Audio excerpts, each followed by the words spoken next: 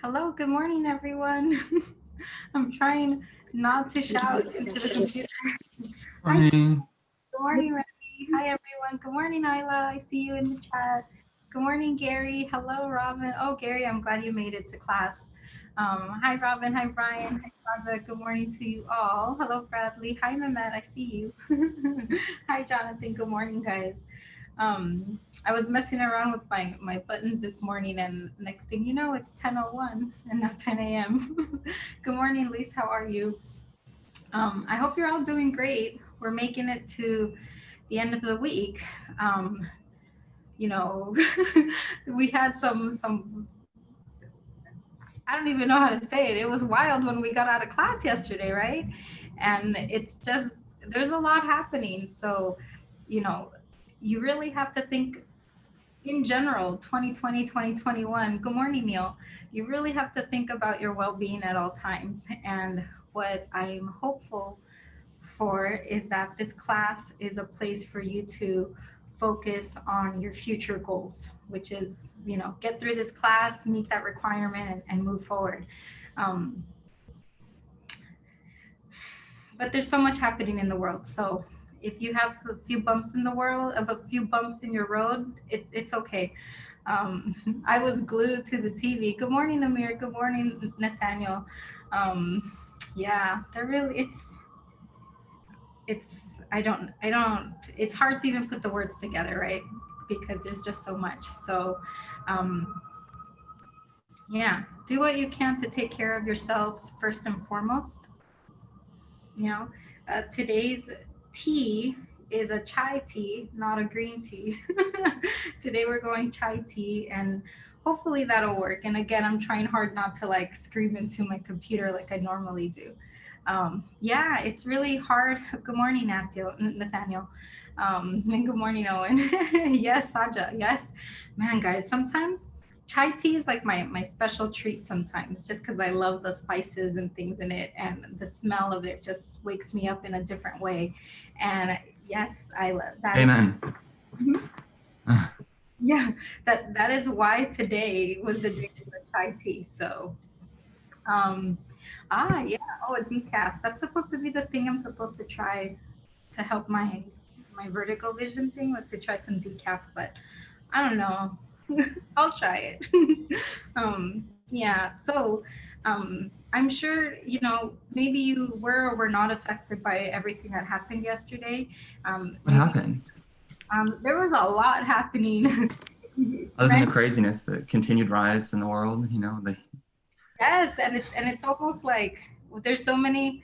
Kian, you also had we vertigo. brought in 2020 with riots. And now we bring it in 2022 or I know. 2021 with riots. Let's go to 2022, right? Good morning, Befar. I see you there. And I know you have a special situation, and I will give you some time after class and we can discuss everything then.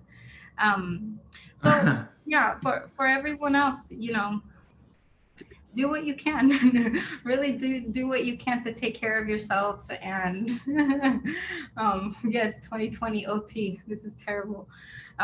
Yeah, I was glued to the TV yesterday, and I had to, very mindfully turn it off, switch, and watch something else, and even, just review some physics, because you gotta somehow, well, you don't have to, but it's a good opportunity to distract yourself with some physics. So um yeah, we're not this. I think a lot of things, it's hard to be surprised now by the things that happen. So we'll go with it. Take a deep breath, everyone.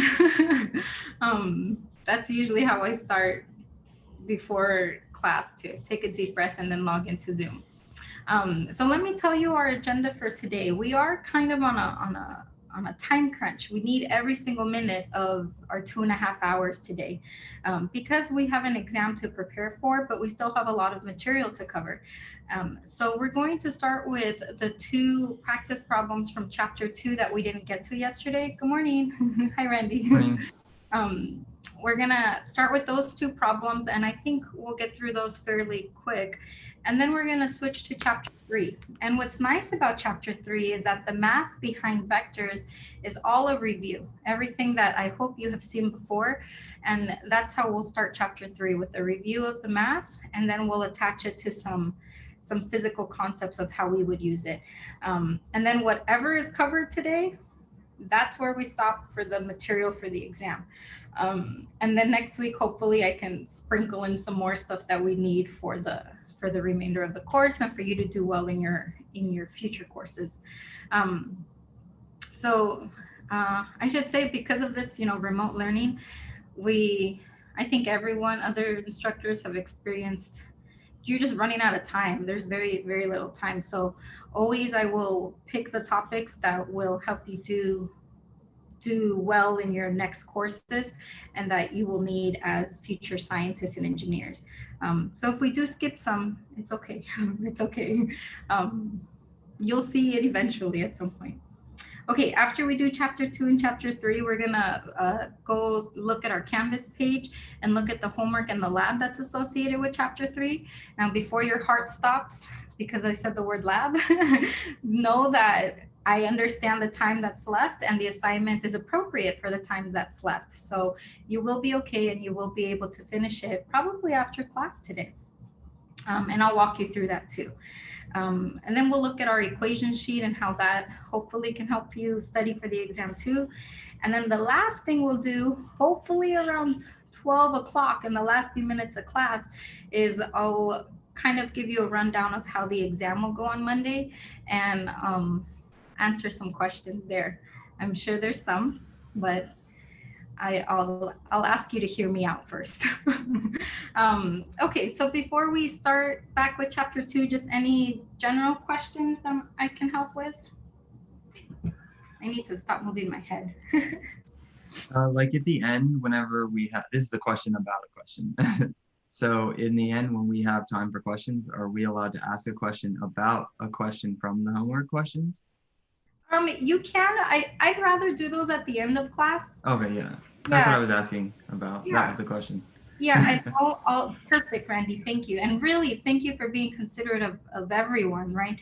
Because some of you might not have questions. And so I'll say, lecture's officially over. I'm gonna answer homework questions now, So we'll do that. And then I see some general questions in the chat. When is problem set to due? There's no due date on Canvas. Oh, if there's, my bad if there's no due date, but the line up top should say Friday midnight, but everything is due Friday at midnight.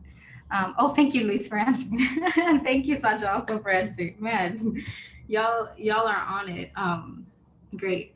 Yeah, I was thinking yesterday, I'm gonna set up my screens and then we'll start, but I was thinking yesterday how this class, your class, has been, I've had the most active students that I've seen in all semesters of Zoom. Yeah, and I think that's pretty cool. Um, Not just, the very like 4 or 5 of you that are active, but so many more of you. And that's really nice to be able to hear from everyone. So I'm moving my screens around. I think I saw a question in the chat, so I'm pulling up my chat and I'm going to um, open things up here and let me see what it was. What is the textbook? I don't have Canvas access yet and haven't been able to access the syllabus. Better learning environment. Oh, better learning environment. Thank you, Patty. If someone could put the syllabus in the chat, that'd be really nice. But oh, thank you, and thank you for putting the textbook in there, Keon. Gary, the link is in there. But I really think the book alone will be enough. But you should have Canvas access probably by the end of today. I hope. Um, okay, so let me take you guys to near where we finished yesterday and try to finish off. So no matter what, our goal today is to finish chapter 3. Once we get there, everything else is just really helpful. So if we can get to finishing chapter 3 with like at least a half hour to spare, we'll be in really good shape to prepare ourselves for Monday. Okay, so this is near where we finished yesterday, right? So we have now, thank you for putting the syllabus in there, Saja. We appreciate it. And some solutions. Thank you very much, Kian. Y'all, yes, yes, let's help each other out. So we finished with deriving these kinematic equations yesterday. And again, the main point of our derivations are not to have them memorized, but it's, at least not in my class. The main point is to be familiar with where they came from and recognize that these fundamental equations of looking at a change in position over time and over time again could really lead to descriptions of motion in a very detailed way, like these equations. And something to note about these equations is what are the variables in each one of them, and what are the variables that are not in each equation. Um, and so here you see you have the average velocity. This one isn't used very much, so don't focus too much on it. We have this equation too, which is, you'll see this, but this is pretty much our acceleration equation, right? This equation comes from the change in v over change in t when it's written out explicitly. So either if you recognize to use equation one or use this acceleration equation, both will yield the same result. Um, let's see, this one also not so common, but if you have the initial velocity and final velocities, this might be a way to go. Notice that this equation does not have acceleration. So if you don't have any information about acceleration, this might be an equation to use. This one is the big kahuna of them all. This is the one that's used the most. And you'll see, I'll explain to you why. So we have every component here. We have position, we have initial velocity, acceleration, and time. Um, Many times you're going to see that perhaps we're starting with an initial velocity of 0. An object starts at rest, an object starts and then speeds up, and those are clues in the word problems, right? So this would go 0, or perhaps it'll say an object is speeding at a constant rate. That means there's no acceleration. So acceleration would be cut out of this, and the equation, you know, it it uh it shortens to just the position and velocity. So this one is used quite often. We'll also use this one once in a while too, just when you have those parameters. Anyone notice what's the big thing in this equation? What is missing here? Time. Yeah, Randy, Noah, Isla, Bradley, you guys all see it. There's no time here. And so this equation can be useful when you don't have a time component in the equation. However, the most common scenario in our physics problems is that when there is no time given to you, you normally have to solve for time. And then after you solve for time, you use another equation to solve the problem. That's more common. Um, but if it's clear to you that you have this information, then you can go ahead and use this equation, this equation here. Okay, so let us try one kind of straightforward problem, and then we're going to try more of a complicated problem. Here's our first one. So what you really want to focus on here is reading the word problem and getting information from it. So a jet lands on an aircraft carrier at a speed of 140 miles per hour, or approximately 63 meters per second.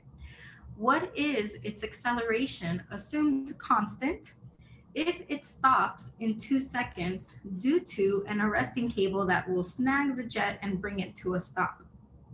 Okay, so the first thing is that they're asking us for acceleration, so make sure you know that you're solving for that. They also give us information at the top, 140 miles per hour, but we are in our world of SI units, so this is the information that we want, 63 meters per second. And the next clue that you want to use that information is that the time that's given to you is also in seconds, so the units will cancel out. Okay, so what is the acceleration if it stops in 2 seconds due to an arresting cable that snags the jet and brings it to a stop? So let's start with our acceleration question. I'm trying to bring it over here. So right off the bat, you can say this is assumed constant. So we can work with an a straightforward acceleration question equation, right? So change in v over change in t. But what do we know from this equation? We know the time will be 2 seconds. What is the final velocity here? Anyone? 0, What makes you say zero, Randy? because it stopped. Yeah, so here, this is kind of opposite of what we would normally see on a question. Normally, we would see that it starts from rest or it starts stopped. So this being zero is kind of our this coming to a stop is our clue that this velocity, final velocity will be zero. And so our initial velocity, or we're told up here that it's already moving at this speed and then we'll stop here. So we can plug everything in here and get our solution. So write this out explicitly. The X again tells you we're moving in the horizontal direction. Final and initial will tell you, the final and initial moments of the scenario, of the time interval, right?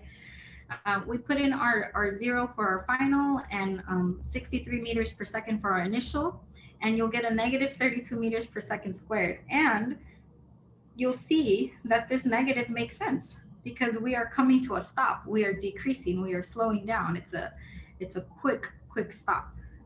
So this one's good. It gives us information to begin with. Let's try the second part of it now. Okay, if the jet then touches down at a position x naught equals 0 or x initial equals 0, what is the final position? So this is the thing that you're looking for, and I would write this down first, right? So if x initial is equal to 0 and x final is what we're looking for, then those two at the very least need to be in the equation. What else do we know from the problem before, from the word problem? Anyone out there? What else do we know? I can't. It takes 2 seconds.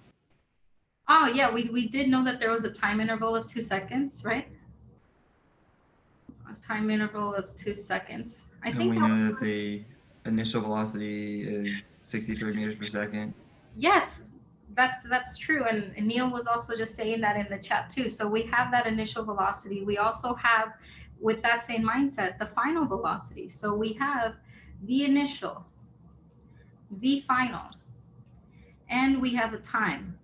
Looking at this list, you can go back to your list of kinematic equations and Do we find. also have the acceleration? We do also have an acceleration that is constant. That is correct. Now, looking at this list, right, you want to think about what equation is the most direct for you to use. Ideas.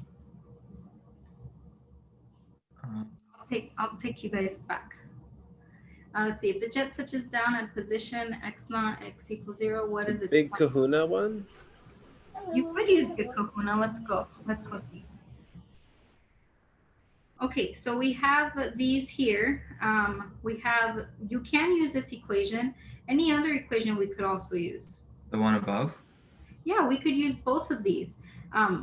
So this is a perfect problem. We could use both of these equations. Which one looks easier to use?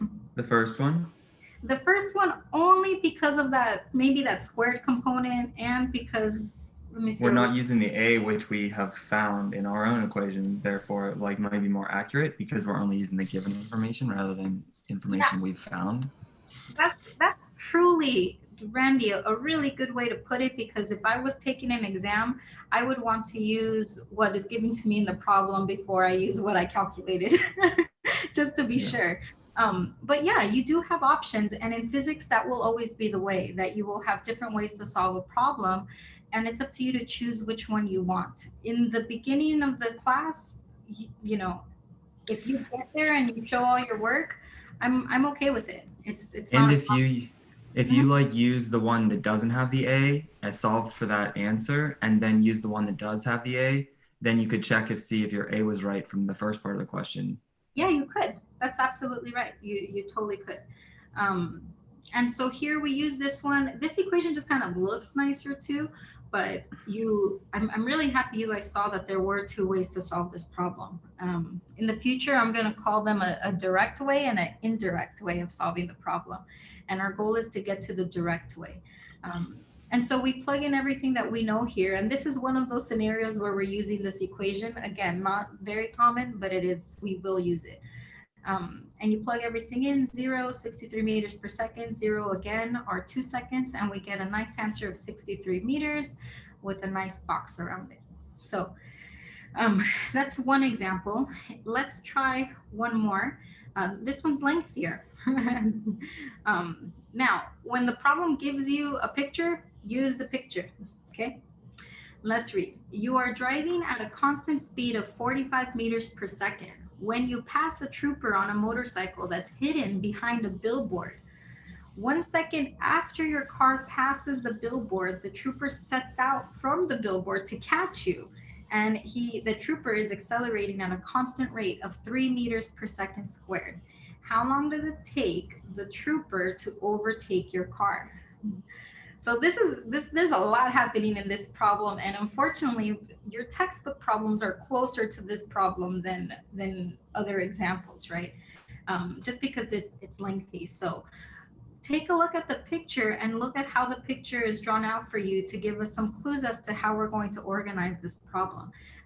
So first, you're driving, right? And you're driving, and once you pass a billboard, there's a trooper here. 1 second later, notice this right here. 1 second later, the trooper sees you, right? So the trooper sees you at this position B.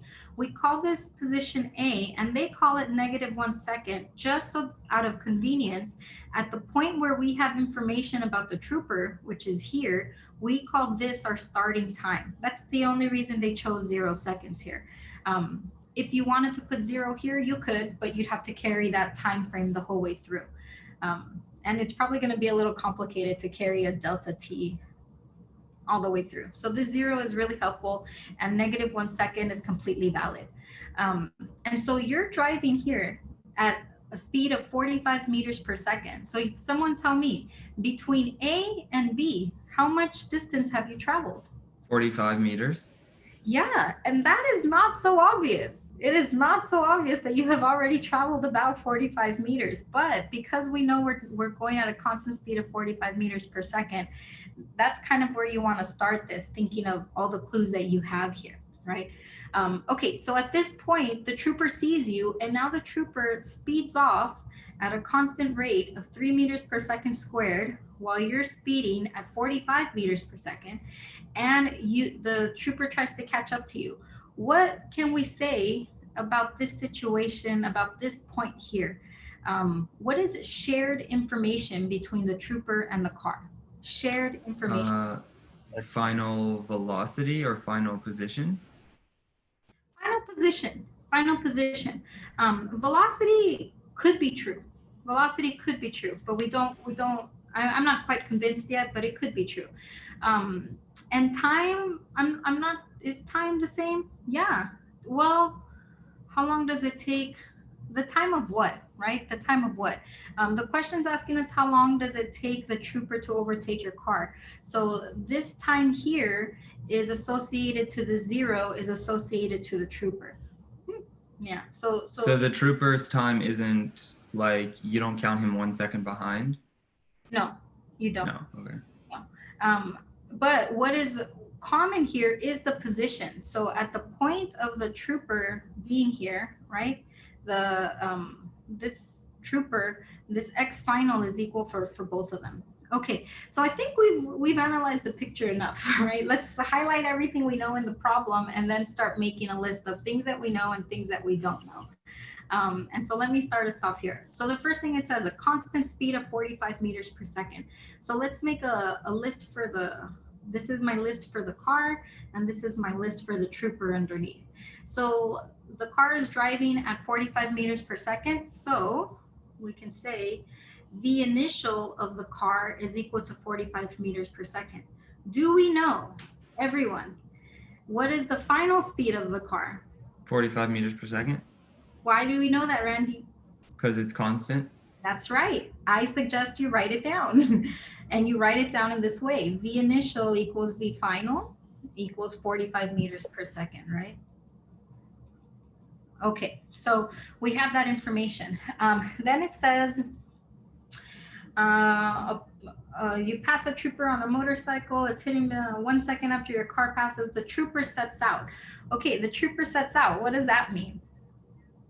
So that means that his position is 45 meters behind the car's position when he Position, leaves. position, yes, but sets out means that he is stopped and then goes. Yeah, I see some Goes, yeah. people. Yeah, so sets out means V initial is equal to 0. That he is starting from rest and he moves, right? So we have V initial is equal to 0 here. And he has some acceleration. Yeah, and do we know anything about that acceleration? No. Do we? The trooper? 3 meters per second squared. It's Yes. constant. Oh, okay. And it's constant. Yes, and it's constant, absolutely. So we do know this. AX is equal to 3. Yeah, and I see a lot of people in the chat put it too. Okay. I have a question about that. Is it possible to actually have a constant acceleration at 3 meters per second? Like if your start stopped, doesn't at some point it had to increase? Like from 0 to like 0.1 seconds, doesn't it have to go like increase? So Randy, remember that an acceleration is an increase of speed. It's an increase of speed over time. So your thought process agrees with the statement of a constant acceleration. So it could be constantly at 3 meters per second, like from the very beginning? Yes. Wouldn't it have to be at 0 at some point if he stopped? 0 is the initial, right? So if zero is initial, then the next second it's at 3, the next second it's at 6, the next second it's at 9. And so you're still increasing, and all of that shows an increasing at a constant rate.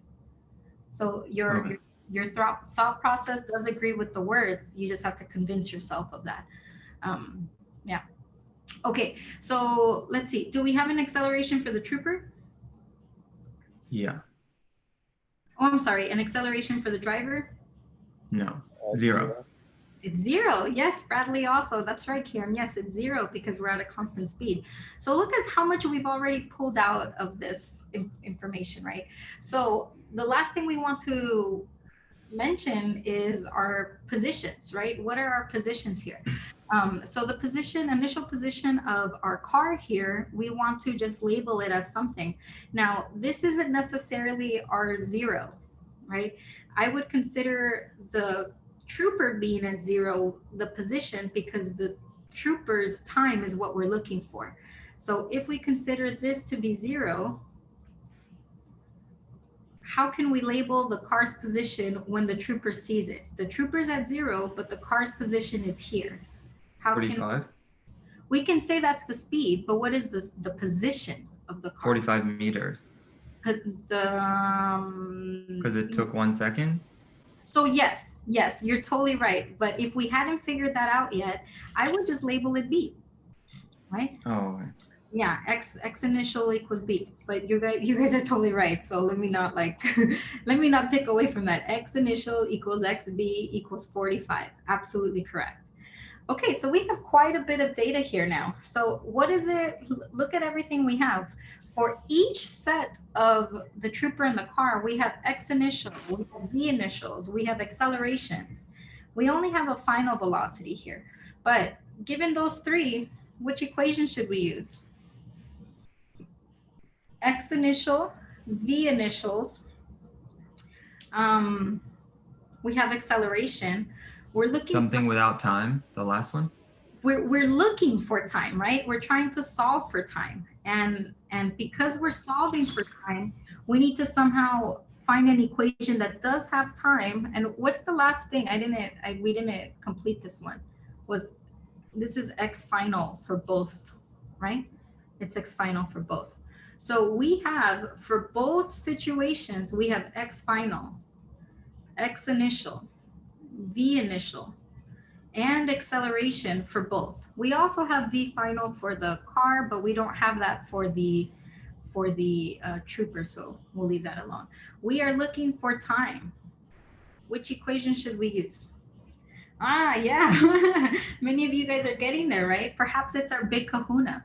And we did that by simply trying to figure out what it is that we have in the problem given to us.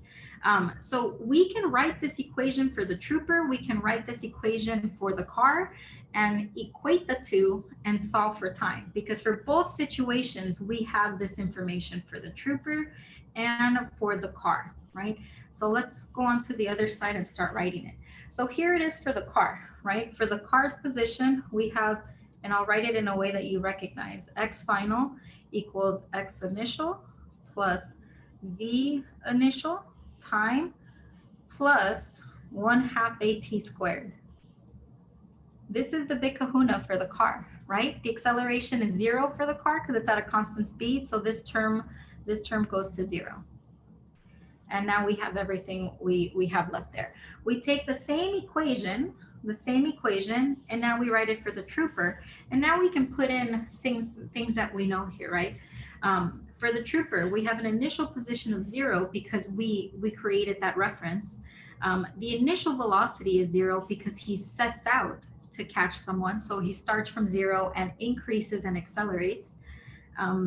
And then we have 1/2 at squared. And so this goes to 0, this goes to 0, and we're only left with this component of the equation.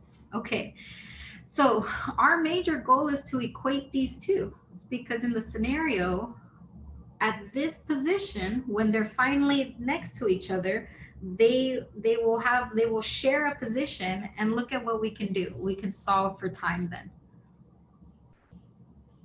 So let us do that. We say the final position of the trooper is the final position of the car, and this is the equation.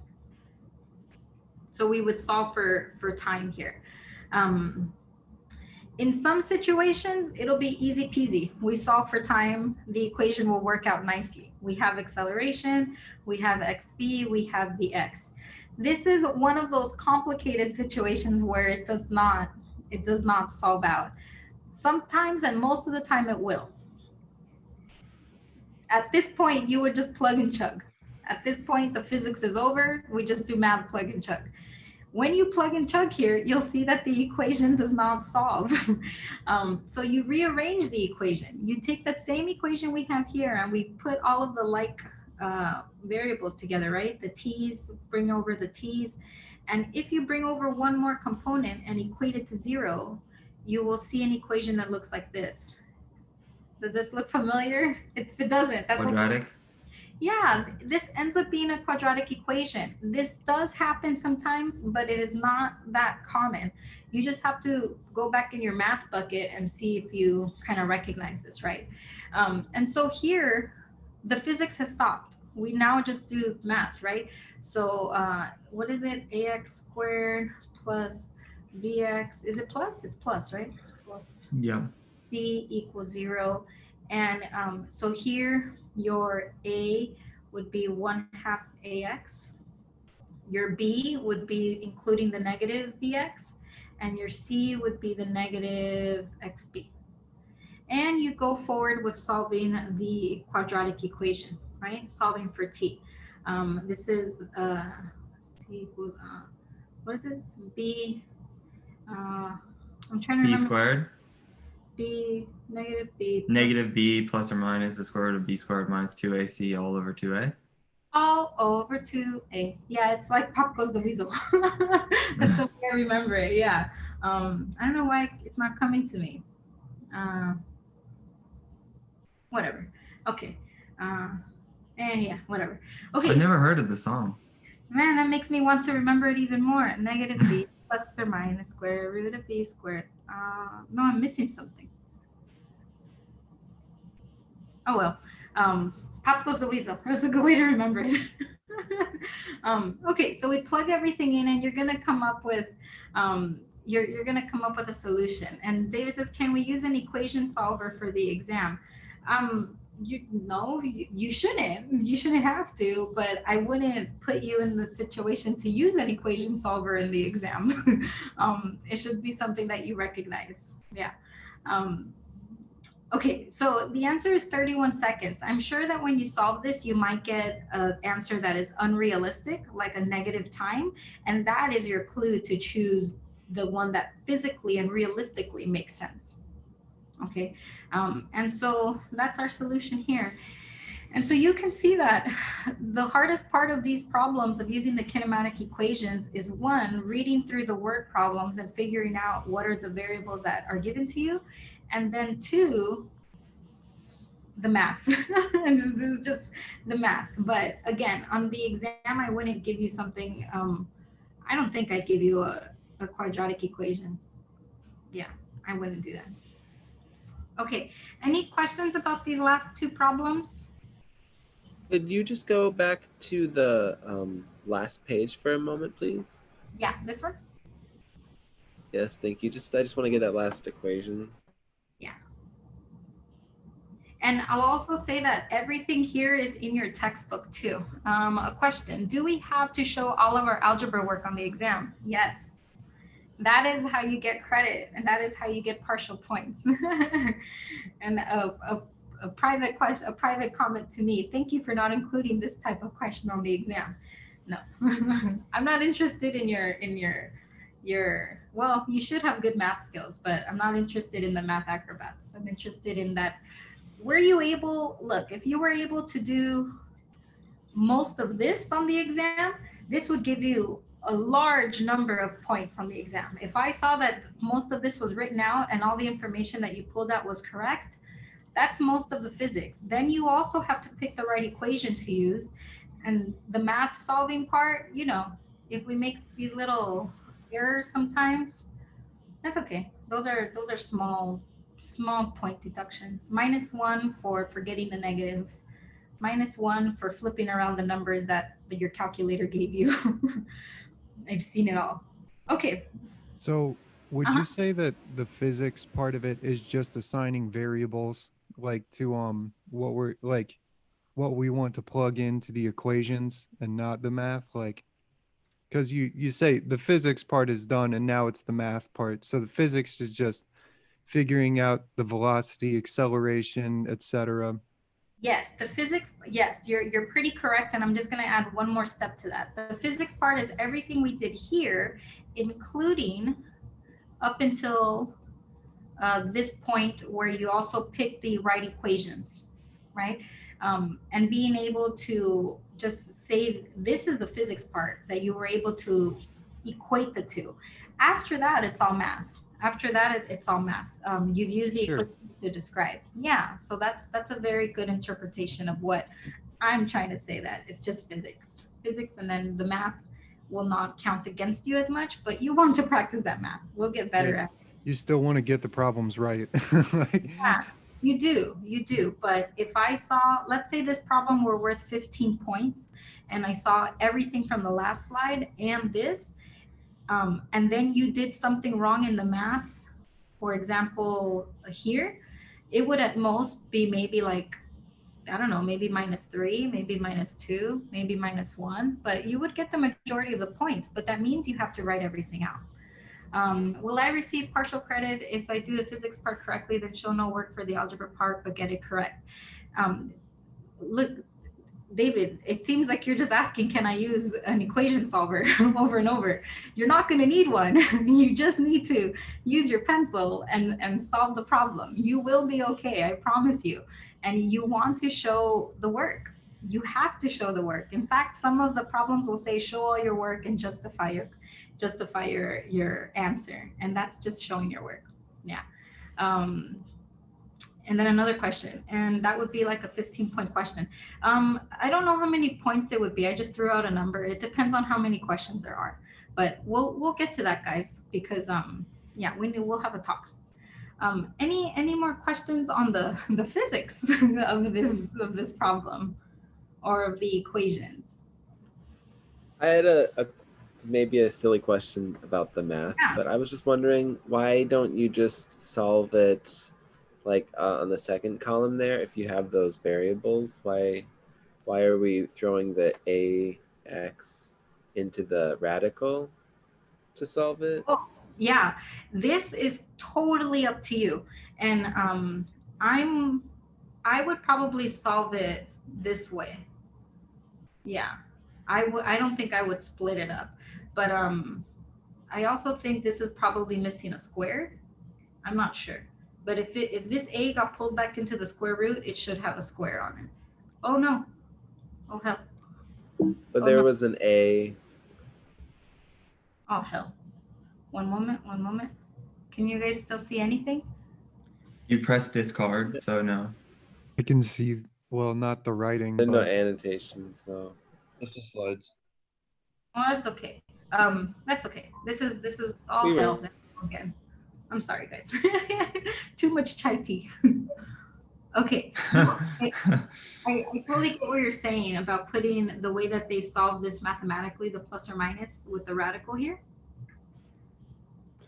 Yeah, but it doesn't really matter, I guess. Oh, I see why there's only I one see. Yeah. to this A. Yeah, it doesn't, but Keon, you bring up a good point because future problems are going to, you're going to see this type of thing where they do math differently than you would, or they'll make a whole bunch of shortcuts and then you're just like, where the hell did that come from? But you got to do the whole problem out. But I would do it, if it were me, I would solve this way. This is absolutely correct too, though. Yeah. Okay. Again, you show your problem on the exam. I can follow your work. It's your benefit. It's to your benefit to show your work because I can see if it was a major error or a minor error. You know. And sometimes I'll even laugh when you guys. Sometimes you'll just forget the negative, and sometimes then it's like, oh, you just forgot to do. Or some people will write out -3 times 2 equals 6. And it's like -3 times 2 equals -6. You know, so this is where writing out your work will really help you. Okay, so I think we got the energy to go into chapter 3, and the sooner we finish chapter 3, we'll be able to get to Canvas and all things exam related that I know you guys really want to see. Yeah. Okay, as chapter 3, I've shortened it and condensed it, and so again, whatever you see in lecture is what you're expected to know for the exam, but I will give you some sample problems as to what the vector problems on the exam will look like too. So you'll see that. Okay, I'm gonna switch gears here. And we're only a little bit behind schedule right now, so I think I'm pretty happy with this. Okay, so this next chapter is all about vectors. What we did in chapter 1 and chapter 2 is create a way for us to describe motion. And what we're doing is describing motion with numbers and with words. What we would like to do is describe motion with numbers and more mathematical representation. So instead of saying we're going, you know, really fast, we want to say we're going 80 miles per hour. And then one more step, we want to say we're going 80 miles per hour to the north. You know, really include in a very mathematical way our whole our whole physical interpretation of an answer using math, right? And so the way we're able to get our directions in with our magnitude of our number is through vectors. Yes, and one day we will celebrate with a Catalina wine mixer. This will be good. And so in this section, we really want to get our magnitudes in order and our directions in order. So for example, if you were out somewhere, let's say, you know, Trade Tech is somewhere right here, and we take a trip to San Pedro and we board a boat and we want to go to Catalina, the ferry or the ship would take you, what is this, some certain mileage pretty much south and maybe a little bit to the west, right? Southwest. This would be completely different if you were leaving, let's say, Newport, right? A very straight line, a little bit longer path too. Yes, boats and everything else, Henry. But our direction is completely different, right? Even though we're ending at the same location, our directions are completely different. And the way we would indicate direction here is by using an arrow, right? This arrow would tell us where it is we started from and where it is we're going. And then the length of the arrow on this map would tell us the magnitude of the position we're traveling. So from San Pedro, it's closer because it's a shorter arrow, and from Newport Beach, it's a longer path because it's a longer arrow. And we see these arrows in so much around around everything that we use, and sometimes you even forget about it. This could be what you see here is a map of a wind speed, and notice how the arrows are changing direction and the arrows are changing length. We have some large winds here that are headed southeast or so, but we have much smaller arrows here that are headed northwest, it looks like. But the length of the arrow and the point of the arrow is really what tells us where we're going and how long it's going to take us to get there, right? And then our final type of way that we see vectors that we don't, where you probably don't even think about it so much, is in our GPS system. Yes, and it does look, oh, and yes, it looks like a gradient. A gradient, you're able to see changes in colors. And then I was thinking the physics definition of gradient, which is three-dimensional, but you'll get there in maybe, I think, Calc 3, something like that. Definitely at Physics 102 at the end, we'll get there. Oh yeah, Calc 3, okay, great. So you might see your GPS system underneath all of the map and that user interface that you have on your map, your Google Maps or whatever you use. Underneath is levels and levels, many layers of vectors that are getting you from where you are to where you need to go. So you guys tell me, which one is starting and which one is ending, green or red? The green is ending, or the red is ending? Okay, green is ending. Does anyone else agree or disagree? Owen agrees, red is ending.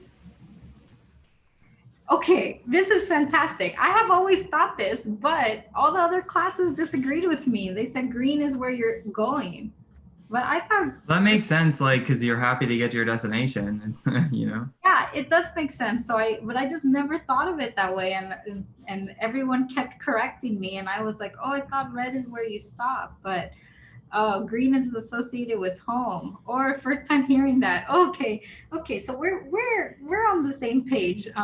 But yes, you But know, home is where the heart is, and the heart is red. that's right. Home is where the heart is, and whatever home means to you. So, of course, we know with our math tools that the shortest way to get there is a straight line, but you can use several other directions along the map, right? That will completely add up, right? In every single way, these will add up to getting us to the position that we want. And mathematically, we want to be able to do this because each one of these little vectors represents real life scenarios of what we're encountering. And in this situation, we have, like blockades, right, that we have to go around. But in physics, you might also have several forces that are acting on one thing, and you need to sum all the forces to figure out where something is going. Like in hockey, you could have two hockey players trying to hit the puck at once, but the summation of those forces are going to result in the direction of the puck leaving, right? And so the same here. So our goal is to try to figure out how we can break down or add up all of the components that will yield to one resultant magnitude and direction. That will be called our vector. So what I'm going to show you in the next 3 slides is completely a review of the math needed behind the vectors. We're not going to put any physical connection to it just yet. So if we had some point in space, we could use our Cartesian coordinate system, which is just the graph of x, y. And we can use the rectangular coordinates to figure out what is that point on a graph. And this is just x and y, right? If we were, guys, we have a short problem. This is the wrong slide set. Give me 1 second. 1 second. Yeah, 1 second. I shortened this. Yeah, this is the wrong slide set. Let me see if I could find the more current one. Give me 1 second. It's because I work on 2 laptops and they're all linked to the cloud, but sometimes I guess they don't actually link. So let us see. Oh yeah, I see yesterday at 8 a.m., but there should be one for later. Don't worry, don't worry. Well, maybe we worry a little. Oh, hell. Um, hmm, I don't know where it is.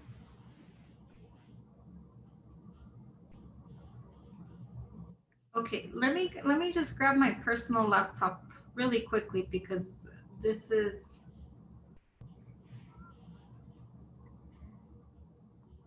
I'm just gonna go with what I have and try to remember what I cut out so that we don't go with too much time. Don't worry, guys. I'm a pro. Okay, let me keep going with what we have. Sorry for the technical difficulties. I'm gonna skip across. So let's start here then. Um, and let us pretend that we don't see the word polar up here, right? We don't see the word polar, but instead we just see the word coordinates. How do we use coordinate systems, right? So if what we just said on the last slide was that we have our Cartesian coordinate system that we all recognize as a graph, right, on X and Y, and on the X and Y graph with some origin O where you can write any point using the x-axis and the y-axis. And if I give you the points x and y like you see here, all of you would be able to get to this point. Well, from what you've learned in math, you also know that we can use polar coordinates, and the polar coordinates are just r and theta, and r and theta will also get us to this point, but not by using the x and y axis, but by using some angular coordinate that starts on the x-axis and moves counterclockwise, and then some length of some magnitude, some length of this line here, and this will also get us to this point, right? So we want to use the math that we know to try to give us this length and magnitude and associate it eventually to some physical components. So in this case, try to see what you can remember from vectors here. R, of course, is our distance from our origin to the point that will also have these same Cartesian coordinates, and the angle theta is that angle that's going to move from the x-axis counterclockwise to that point, whatever the angle is that you explore. So let's say you're given, this looks a little bit more than 45 degrees maybe. So let's say 50 degrees.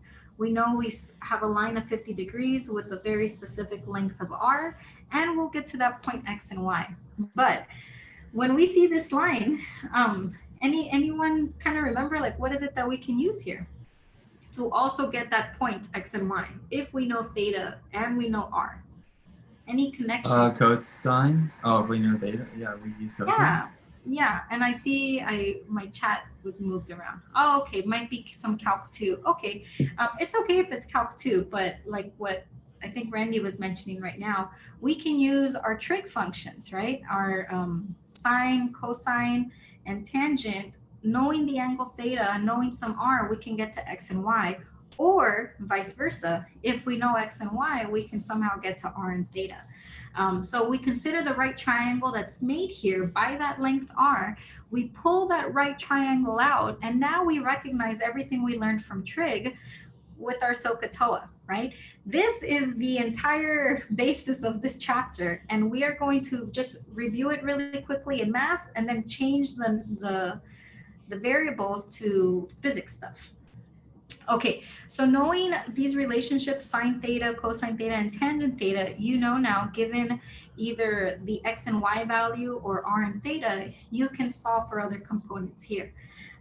So, for example, if we wanted to know the length of x, here we could use r cosine theta to get this length of x. If we wanted to know y, we could do r sine theta to get that length there. What if we were the other way around? What if we knew x and y? Well, if we know x and y, we can use tangent theta and get that angle theta. If we know x and y, we can get the length of r. And both of these different sets of information will get us to this point here. And this point here describes a magnitude of this line and a direction of this line. right? We start here and we describe a magnitude like how long the arrow is, and a direction, which way is that arrow pointing in. So here's a quick example. Let's see if we can remember these. The Cartesian coordinates of a point in the XY plane here are -3.5 and -2.5. Okay, those are nice. Find the polar coordinates of this point. The polar coordinates are r and theta. This is just So, you. Uh-huh. so to find the polar coordinates, is it like x equals r cosine theta? X equals r cosine theta. Or no, wait, that's the yeah, you can do that and then do the inverse. So what's theta? So you do cosine of, so we know the two components of that are, right? We know the two components. That's exactly where we want to start. Yes. So that's right. And you and Noah have it. Once we know the two components, and we recognize that this is all we know, we can find the length r. So r is equal to the square of the sums, right? The square root of the square of the sums here. Man, that's a word twister. The square root of the sum of the squares. That's what I normally say. And so now you have the resultant, which is 4.3 meters, just because this gave it to us in unit of meters. So we now know the length of this line r, but we do not know the angle theta. And now we bring in the functions that Randy was talking about, right? Knowing x and y, we could use tangent theta as a direct method to solve for the angle theta. And notice that the angle theta is 216 degrees, because we're taking it all the way from the x-axis and solving it this way, counterclockwise, right? All the way around. So now you could say that this line has a length of 4.3 meters and it points in a direction of 216 degrees. How are we doing there? So this 216 degrees is the same as what angle here? Anyone? I'm gonna trust your math here because I don't know. What is this, like 45, 360 minus 216, 90. 144. I heard a 144. Yeah. Yeah. Okay, I heard that. Oh, and Owen and Bradley shot that out too. So this is equivalent to -144 because we're going then clockwise around. Okay, so this is the mathematical tools we need for our physics, right? So in math, we can assign a number, and now using math, we can assign a direction. So what are these differences called? The first one is called a scalar quantity, and this is the magnitude of something. A scalar quantity is completely a number that is only specified with a unit, but has no direction. It is a number. A scalar quantity is only a number. A question to Noah. So in this class, will we be using degrees instead of radians, or is that only for that problem? The degrees was specific to that problem. Noah, we're gonna get to radians when we talk about circular motion and when we talk about torque in about 3 weeks. Yeah. Okay, so scalar quantity is a number. What we have done the last few slides is talk about a vector quantity. This vector quantity gives us a number, but also gives us a direction. So it doesn't just give us the number, which is the resultant value r, but it gives us a direction theta attached to it. This now mathematically lets us describe the physical world around us. How can we, attach this to a physical component that we have? Well, we've talked about quite a few already, right? Here's one of them, the displacement of something. So we can describe the displacement in terms of magnitude and direction. That makes it a vector. And so in here, you could see that the displacement between A to B is just like we would normally have. The displacement is x final minus x initial. x final minus x initial. And so this vector would describe to us the magnitude of the displacement by the length of the arrow, and would describe to us the direction of the displacement by the head of the arrow.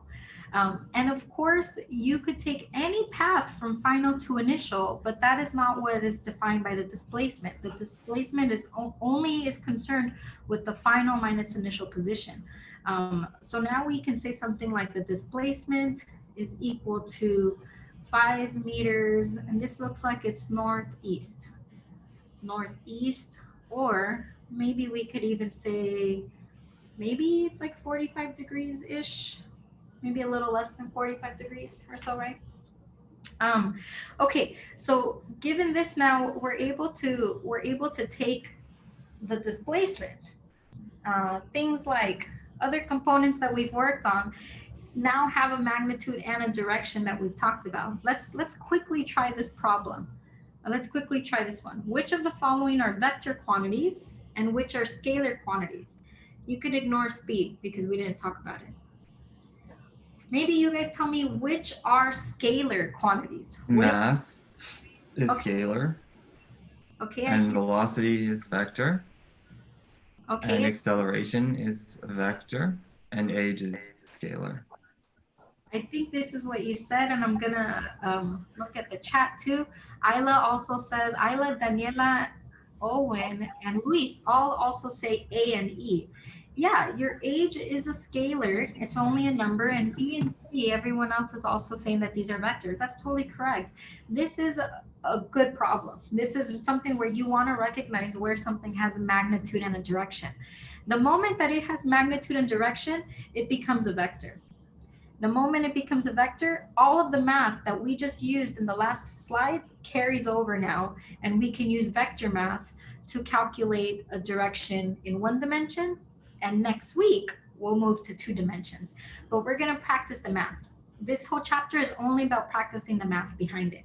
So let us set up our vector math. Okay, the next 2 or 3 slides are some common rules that you, oh, Henry said a speed is scalar. Yes, speed is a scalar, and we didn't talk about speed in detail. Speed is the magnitude of a velocity. That's it. Oh no.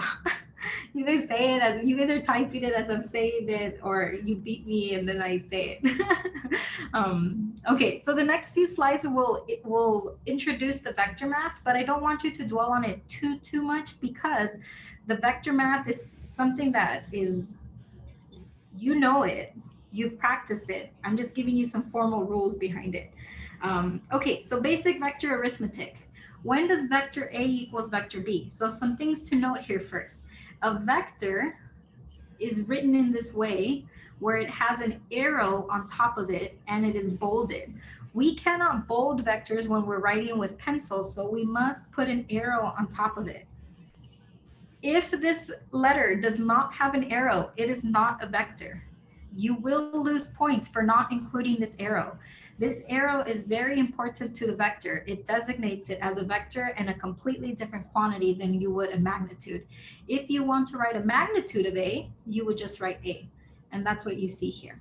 So vector A here is equal to vector B only if the magnitudes of vector A and B are the same, and if both are along parallel lines. So all of these vectors here, even though they are in different positions, right, and spaced out along X and Y differently, each one of these vectors have the same exact value. And you might convince yourself by looking at, I think, this arrow here, and noticing that it is in fact, oh, not that arrow, a different arrow, but it is in fact parallel to any other arrow that you see on the graph here. And sometimes it does take just a ruler, following the ruler along, right? Okay, so that's our first rule. You have different ways of solving for vectors when you add them. You can do it graphically, where you're physically adding arrows, moving one arrow to another and adding them up. And that works okay. So for example, here's the graphical method of arrows. And here, notice that vector A is added to vector B, and this is the resultant of the addition of vector A and B. And what we do here is something called the head to tail method, where you take the head of the first vector and you add it to the tail of the second vector, and then the resultant is drawn from the beginning vector to the head of the last vector. That's a lot of words, but it makes sense as you're drawing them. So the vectors are drawn from the tail of A to the tip of B. And this can be useful for, some quick calculations. If you have 3 vectors, it continues the head to tail method, from the head of A to the tail of B, from the head of B to the tail of C, and then the resultant then is drawn from the tail of A all the way to the tip of C. A plus B plus C is still equal to the resultant. Now, some common rules. So do you like just draw new origins at every head? Yeah, that's a good way of describing it. You are preserving the angle of that vector, and so you are drawing a new origin at every single new head. Yeah, that's a really good way of describing it. Okay, so these vectors will follow the commutative law, which means you can add them in any direction. A plus B is the same as B plus A. These vectors are allowed to commute. They also follow the associative law of addition, which means that you can add them in different groups and they will still in total add up to the same number. So A plus the sum of B plus C is equal to the sum of B plus A plus C. So the associative law is that they can associate with each other, right? The additions, you can add them up in different groups, but in total they will still add up to the same group. Okay, one more of these. So just what's the commutative one?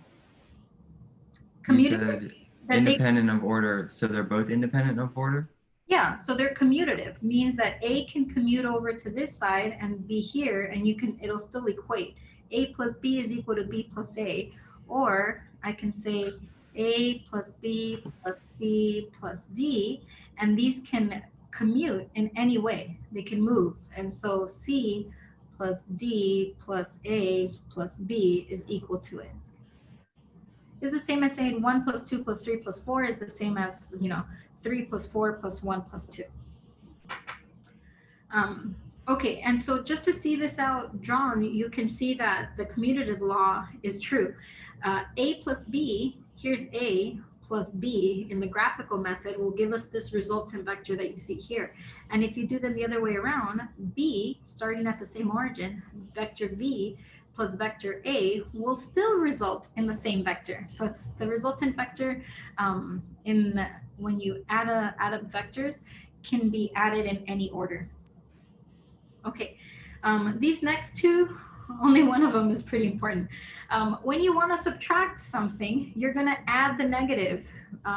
So the one way to prove this to yourselves is by adding adding the negative of the actual vector itself. So A plus the negative A is the same as saying A minus A. We add the negative, and this will equal 0. And I'll show you in a second why that negative is there. So if we wanted to subtract the vectors A minus B, it is the same exact thing as saying A plus a negative B. In the graphical way, what this looks like is just a flip of direction. So here's your vector A. And normally, if we wanted to add B, we would add it this way, right? Head to tail method. But now we're going to add the negative of B. So the negative of B is pointed in the opposite way. We preserve that angle, and we start at that tip of A, and negative B will then result in the same, almost the same exact resultant vector there. So A minus B is the same as A plus a negative of the B. What the negative is doing is really acting as a scalar. Negative is really acting as a scalar of -1.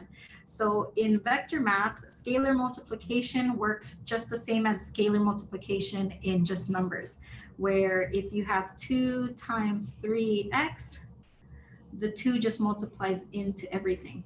If you have 2 times 3x plus 2y, the 2 multiplies into everything like a normal scalar. So it's so the resultant gets us to the same exact point, no matter how, right? That's right. That's right. It does. So now we want to translate this into physics. This is where everyone wants to turn on their physics hat. We've taken all the math that we know about vectors and how to use right triangles, and now we want to actually turn it into what does it do in physics. So in our physics notation, we're going to take these vectors, and instead of them saying the x and y of the trig function, we're going to call those components. So our new way of then adding vectors, instead of using the graphical method, imagine trying to graphically add like 7 vectors, how big your paper needs to be. We're going to mathematically add them, and we're going to add them by using the projections of the vectors along the coordinate axis. And we know these as x and y and theta and r, right? But now we're going to describe it in terms of one vector only. So any vector can be completely described by its components. So this is vector A in red. Notice that it has an arrow and it's bolded. And we could project downwards from vector A and get its x component. And notice that now, instead of writing just an x, we write A sub x with an arrow, because it is still a vector, right? There's a magnitude and there's an arrow. You can also take the y component, and you see it nicely close right here, or you see it right here. These two are equivalent to each other, right? And you can take its y component and now write A sub y. So SOHCAHTOA here and our cosine still valid. If this is theta, this is still the adjacent. And this is really important. Make sure you very much are able to recognize the sides of a triangle. If this is theta, this is the adjacent. If this is theta, this is the opposite. And this is how I remember. I draw arrows. And so this is the hypotenuse. So with our new notation, we can now write our cosine functions again. So the cosine of theta is equal to adjacent over hypotenuse, right? Adjacent over hypotenuse. Now notice that these are not bolded and there are no arrows there, which means we are using the magnitude of the x component and the magnitude of the hypotenuse. The magnitude of the hypotenuse is the magnitude of the resultant. So if we wanted to now solve for the x component, we can say A sub x is equal to A cosine theta. The adjacent is equal to the hypotenuse times cosine theta. And the same thing for sine, right? The sine is opposite over hypotenuse. And so we have If when we're writing the triangles, like, or the circle, the square, whatever those things are above, if we label the sides like y and x, is that like allowed? Because like, will we miss points for that? Well, it's just a lot of writing and very small, and with the arrows and then the little subscripts. Yeah, I totally hear you, Randy, but this method is created to help the organization, because right now we're only working with one vector. Pretty soon we're going to go to 2, 3, or 4 vectors. So imagine writing x, y 3 times. So we're going to need to write vector A, y, vector B, y, and vector C, y. And in the future, this will be, the force 1, y, force 2, y, force 3, y. Does that kind of make sense, that we're getting to a place where we're going to need several of these? So even then, if you start with just writing x and y right now for one, it might be okay, but it's not the proper way, because we're going to add it more. But the math is all still there, right? So the math is all still there. If you're still practicing this notation, that's okay. And again, if you wanted to then find the resultant of any of these vectors, this is the same as saying the resultant is equal to the square root of what you were just describing, x squared plus y squared. what I want you to recognize is that mathematically they're the same. We're just going to get used to writing them in this new notation for physics. And notice that this is, again, a magnitude of A. And this is the direction of A, AY over AX. So this is where you guys want to live this weekend. You want to live with these vector notations. Okay, we're good on time, so I'm gonna keep going here. So now, anytime we see a vector here, we can say that this vector A is made up of its components, and this vector A, large vector A here, is pointing in a way that's northeast, right? Northeast. But we can break it down in its components and say that AX is pointing to the right and AX is positive. We can also say that AY is pointing up and is positive here. And we can go all the way around, right? In this one, the vector A has an X component that's pointing to the left, and this one is negative. And it has a Y component that's pointing up, and it's positive. And we keep going all the way around. The vector A here has an X component that's again pointing to the left, and a Y component that's pointing down and is negative. And we complete it all the way around, right? This vector A is pointing to the right and is positive, and the Y component is pointing down and is negative. Yeah, Luis says, I think it's important to denote the vectors. It's gonna be important, but I get it. It's a lot of notation. We'll just practice. Now, the way I described these vectors was with a lot of to the right and positive, to the left and negative. We want to get to a point where we can do this mathematically. And so what is this gonna bring in? I know some of you out there know it. This is going to bring in our unit vectors. Our unit vectors are going to help us describe to the right and positive with just the letter. And it in itself is a vector that describes that. Unit vector. I have a question about these unit vector situations. Like that again is a lot of like, you know, it's hard to make my work neat if I have all these dots and things. Is the hat necessary? Does without the hat describe something completely different? The hat, what is that? The hat, so I'll go into unit vectors right now, but we'll start with the notation.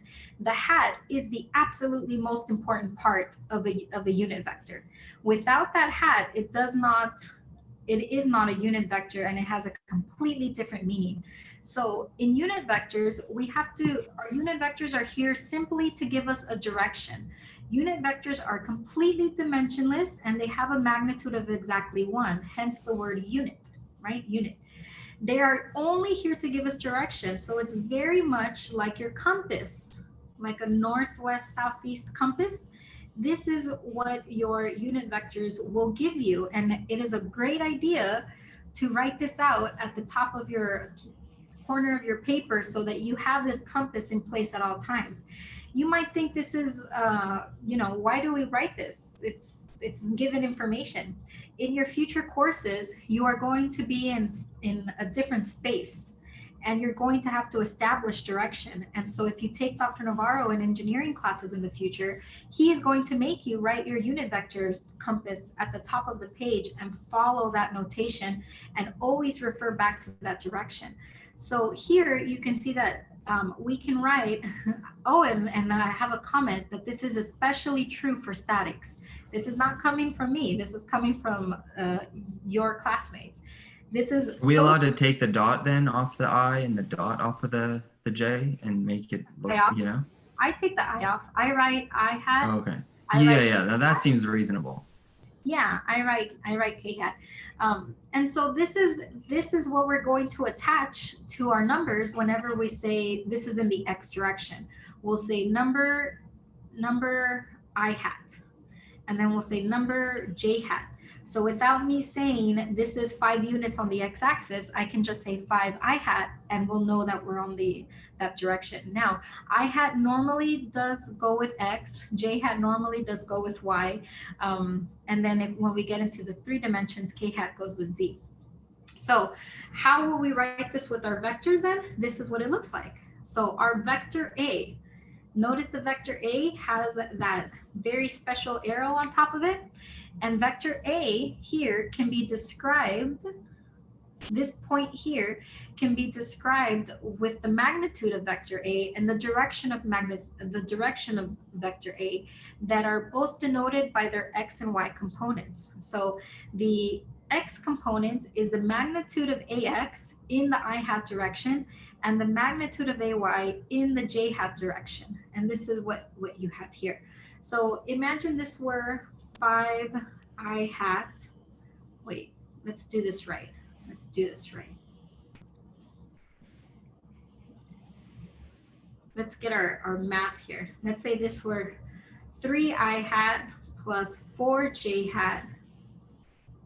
You know, then we could very easily say, okay, we take 3 steps over and then we take 4 steps over in the Y, and we have reached our treasure, right? Our point of A. And so this vector very nicely describes that. How does that look to you guys? Okay. One person. Okay, cool. Thanks. Okay, and I see some thumbs up. Thanks, Owen. Okay, so now mathematically, how do we do this? This is where I skipped around in the slides a little bit last night, but it didn't catch on. But I'm going to do it anyways. Okay, so mathematically then how do we add two vectors? We could take this vector A and we could add on another vector B and find the resultant. Graphically, this is what it looks like. Vector A plus vector B will give us this resultant vector. Now look at what happens here. Vector A has its x component, vector B has its x component, vector A also has a y component, and vector B also has a y component. Now look at what they sum up to. Vector A's and B's x component also sum up to the x component of the resultant vector. And the y components of A and B also sum up to the resultant vector's y components. So here you will be able to say that Ry is equal to By plus Ay. And I could write that the other way around, right? Ay plus By. It's all good. So visually you can see that this adds up. So mathematically, this is how we add them up. The resultant vector of any sort is the sum of these two vectors, and you would sum up each vector individually, and the way you mathematically do the operations of this is by adding the x and y components separately. So we would bring everything with x and we would add it as an I hat component, and everything with y and add them as a j hat component. And this is what it would look like. So we rearrange this to become to add with their separate components. So these are the x components of vectors A and B in the I hat direction, and the y components of vector A and B in the j hat direction. Individually, this is the x component of the resultant and the y component of the resultant. And so to solve for that, you could just write that out too. This is r sub x, which is here, and this is r sub y, which is also here. So a few more, this carries over into everything that we do with our magnitude of our resultant vector and our direction of our resultant vector, because we still want to get this direction and we still want to be able to figure out this length given whatever information we have. So what I just left you with on the last slide was this, right? So we could also take this and find the magnitude of the resultant vector if we just have the x and y components, right? Without vector notation, we could still write out what is the magnitude. So the magnitude of the resultant and the angle can be found by these components. And just like we found the resultant before, the resultant is made up by summing up the square of the x component and the square of the y component and then taking the square root. Now this just becomes the sum of the x components and the sum of the y components. It's just a separate step of adding another vector in. But this is where we started class today, and this does not change. What changes is how we're summing up the vector. We still okay out there? It's a lot. Can you go to the previous slide for a second? Okay, I'm jumping around, so let me see. I think this is the previous slide. I hope this is it, Isla. Um, so again, if we wanted to, okay, if we wanted to add in like several vectors, you would just keep adding to this component.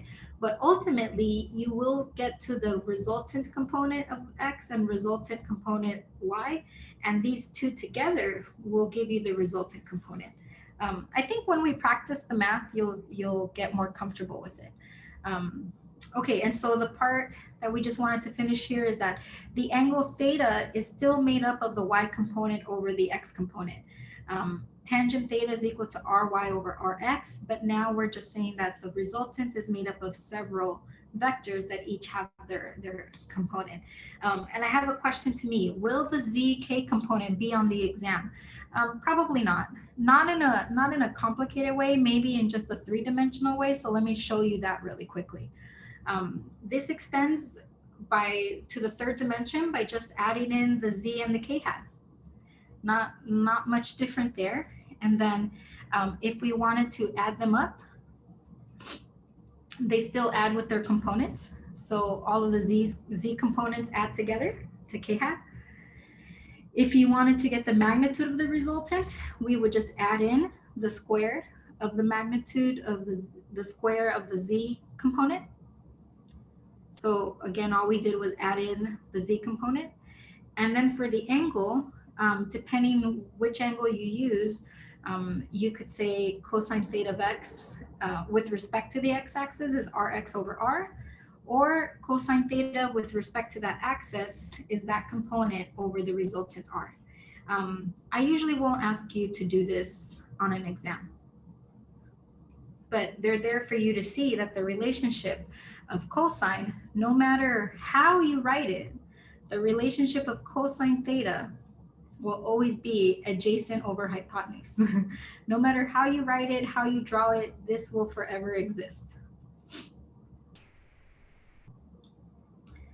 Okay, I think it's time to try this out. How are we? Are we good? Fabulous. I'm trying. Okay. You know, that's I love those answers. Fabulous, trying, amazing. Let's try one. Thanks. It's like this is like is all really simple, like, but the way the book does it like makes it look a little more complicated. I'm with you. I totally because all agree. those little spots and dots and dashes and lines, you know, there's extra. Yeah. I'm not a fan of the textbook problems, which is like it's basic addition and subtraction and multiplication and you know, like really arithmetic. Let's try one with just math, and then we'll try one in our physics words. So we'll try those two, and then I think it'll be 12 and we can for reals take a break. Okay, let's try just the math one. Find the sum of two vectors a and b lying in the xy plane and given by these two vectors. Okay, so we have 4i and negative 2j. What? 4i and negative 2j. Is that the answer? Yeah. I don't Right. know. I haven't gone quite there yet, but if you're quick with it, then Randy, what I want you to focus on, oh, okay, skip straight to the answer. Yes. If you are quick with it, I want you to focus on notation, and really, that's where you want to make sure you put the hat on every unit vector and the arrow on every vector. I do that, but it just like, it starts to look crowded with those dots. So when you say you can drop the dot, that's okay. I can do that. Like, you know, Okay. like, I don't know, with all that extra, like, it's hard to read, you know, for me, it's like not necessarily hard to remember. It just kind of got hard to read. Yeah. And you're going to get better at it, Randy. Little by little, you're going to get better at it. And then you're going to be, you know, someone walks in to get tutoring from you when you become a physics tutor and they don't put the vector on it, you're going to slap them in the face and you're going to say, you need that vector, but you'll get there. We'll get there. Yeah, I agree with you. I just skip the dots of the eye. I definitely put the arrows on the top, but the dot with the hat and it's like, there's only so much you can fit on one line of space. Yeah. So I have a question quick. So the I, J, and K with the hats on them, those are representative of direction, right? I Yes. thought heard you mention that. I just wanted to clarify. Yes, I, J, and K are only representative of direction. Oh, I have a question too. Why do we use I, J, K instead of the bracket notation for physics? The bracket notation is fine, but it really depends where you take it. But I've seen the bracket notation mostly when mathematicians or like theorists try to or use physics vectors, and I think that comes down to programming. Wait, Really, question. Also, how does a y equal +2 when like -4 and +2? So let's take this step by step. So the first vector A is 2i hat plus 2j hat, and this is the vector format. So here we can associate the value 2 with ax and the value I with, of course, I hat, Oh, that's and just A, not B. Oh, okay. 2, right, 2. So guys, let's get through it, right? Oh yeah, and wide ruled notebooks, Kia. That is a instant quick solution. Okay, so this is just so that we recognize what are the components right away. And with the same method, we can recognize the components of bx as 2 and by as -4, and make sure to take that negative with you. So now let's add them together, right? We take the resultant vector, we add all the x components and the y components. And this is a longer way of doing it. If you visually are just, you got it, you can visually add them together, go for it. Just make sure it's right. If not, take the time to write it out, all the x components plus all the all the y components. So 2 plus 2 is 4, and then our ay plus by is 2 minus 4, because this was a -4 on the other side. And so our resultant vector is 4i hat minus 2j. This is the resultant vector, and this is in vector notation. This is in vector notation. So when you're asked for a vector, this is what it should look like. I might remind you and say to make sure to use vector notation or unit vector notation. This is a vector in vector notation. 4i hat minus 2j. The next question is, what is the magnitude of the vector? What is the length of that vector? What is the number of that vector?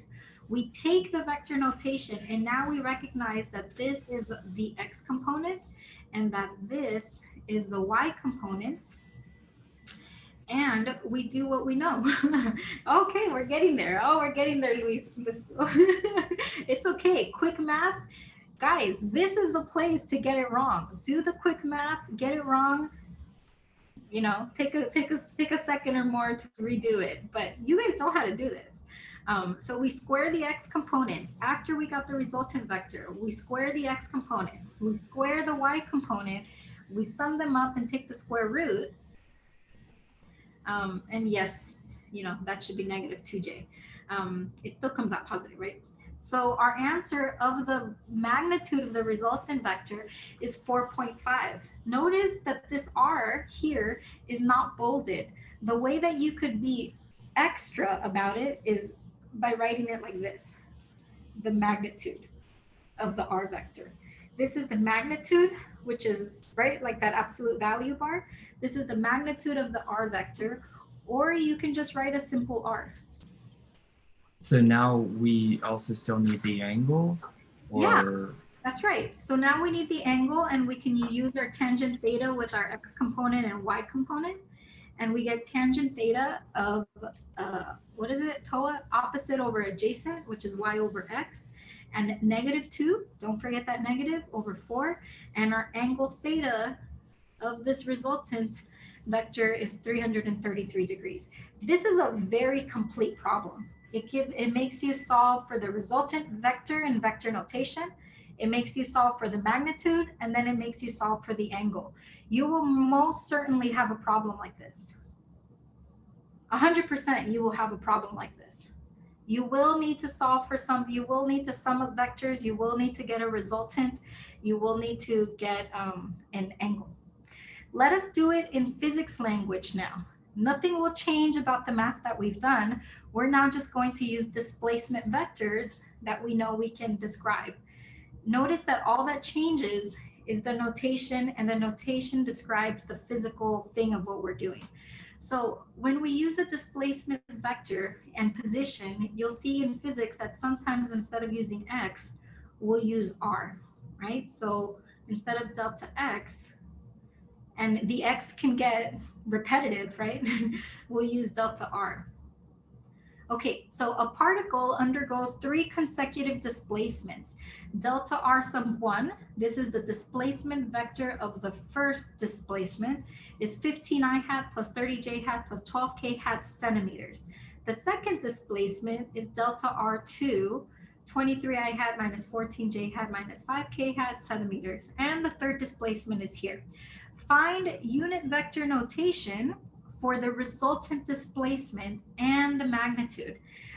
So the first thing is to note that there is no arrow here, and it has to do with what Randy's been mentioning, that it would be a lot to do for the character settings here, but it's bolded. So because it's bolded, we know that it's a vector. I will, on the exam, make it bolded and it will have an arrow. So it'll be very obvious that it's a vector. Okay, so find the unit vector notation of the resultant. We can do this. Let's sum up all of the 3 vectors. This is the long notation. Take the time to do it. We take vector 1. Oh, look, they even put the arrows. Vector 1, vector 2, vector 3, which represent displacement. And now we look at the I hat component of all of them, the j hat component of all of them, and the k hat component of all of them. So 15 was from 1, 23 was from the second vector, and 13, negative 13 was from the third vector. And let us just double check that. 15, 23, and negative 13. 15, 23, and negative 13.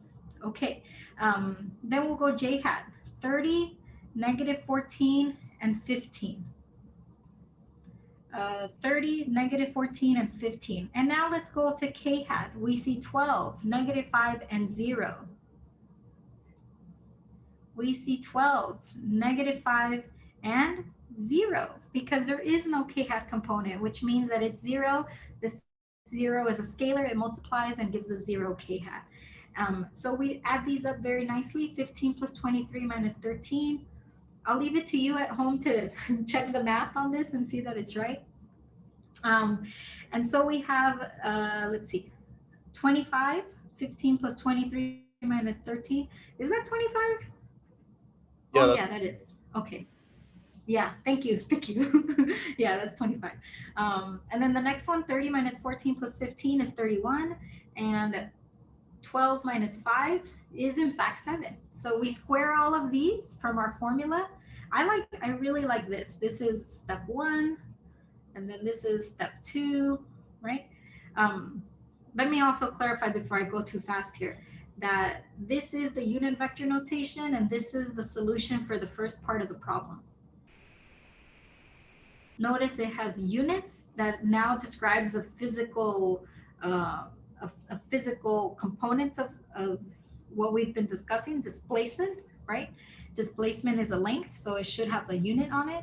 It has unit vector notation, and it tells us what vector it's solving for. Then they say to solve for the magnitude. So the magnitude here, we sum up the squares of each component and take the square root, and the magnitude is 40 centimeters. So you could write R is equal to, or you could write the magnitude of delta R, like that, is equal to 40 centimeters. And this is the solution to the magnitude. How did this one feel? A little better? Okay. Okay, thank Fabulous. you. Okay. Now, this actually, I'll be real honest I don't with know you. if I can quit. Huh? I said I don't know if I can quit now. No, don't forget. Oh, and Isla says I'm having a hard time visualizing it. Let me see if I could maybe draw something like it. But let me tell you guys that in the past, I don't know how many semesters ago, but this, what you see on this slide, was an exam problem. So this is the type of thing, even though you're going to practice this in different ways in the homework, This is the straightforward wording and the simplicity that you'll find in the problems. Let me see if I can, and Isla, you say visualizing it, so I'm just gonna try to draw one of the vectors out. Now, bear with me here. So for this question, you just need to find the unit vector notation. You don't need to find like any degrees or anything. No, it didn't ask for a direction. If it asked for a direction, then you would solve for that. But the direction is really dependent on your point of your reference, or else you have to give all three, right? And that kind of sucks. But no, it doesn't ask for that, so we're good.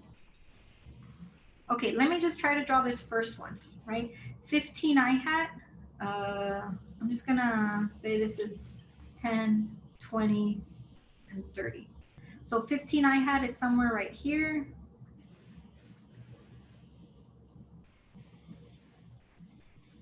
And then 30 J hat is gonna be the top. This is the top 30. And then 12 K hat is going to be, if this is 30, then the half is 15. And I'm gonna just say that this is 12. So I'm gonna move parallel to the K direction until I get to about what this 12 would be. And so my arrow would start here and come all the way to this point, and this would be vector 1. Did you guys see how I did that? Moving by each component. So that would be vector 1, right? And vector 2, we would do the same thing. But vector 2, because we're adding 1 to 2 to 3, we would start vector 2 at the new origin of the tip of vector 1. That part can get confusing, which is why mathematically, we'd rather add this mathematically than graphically. But that's how you get one vector. And then ultimately, you'll get a resultant vector from all of them. Oh, we can draw the resultant vector. Let's do that. That looks fun. Okay, let's do the resultant vector. Okay, the resultant vector, 25 I hat. If the end is 30, maybe 25 is somewhere close to the end, like right here. 31 J hat. Oh, we're gonna go a little bit past our 30, so right there, just a little bit past, and then 7 K hat. Let's say 7 is like right there. I'm gonna go parallel and somehow assume that that's about 7. I'm just gonna bring it all the way over so that it visually looks like, but really it's only 7 units over. Okay, and so then that would be our displacement vector. Yeah. If you're at all interested in this in the future, take materials of engineering with me. It'll be fun.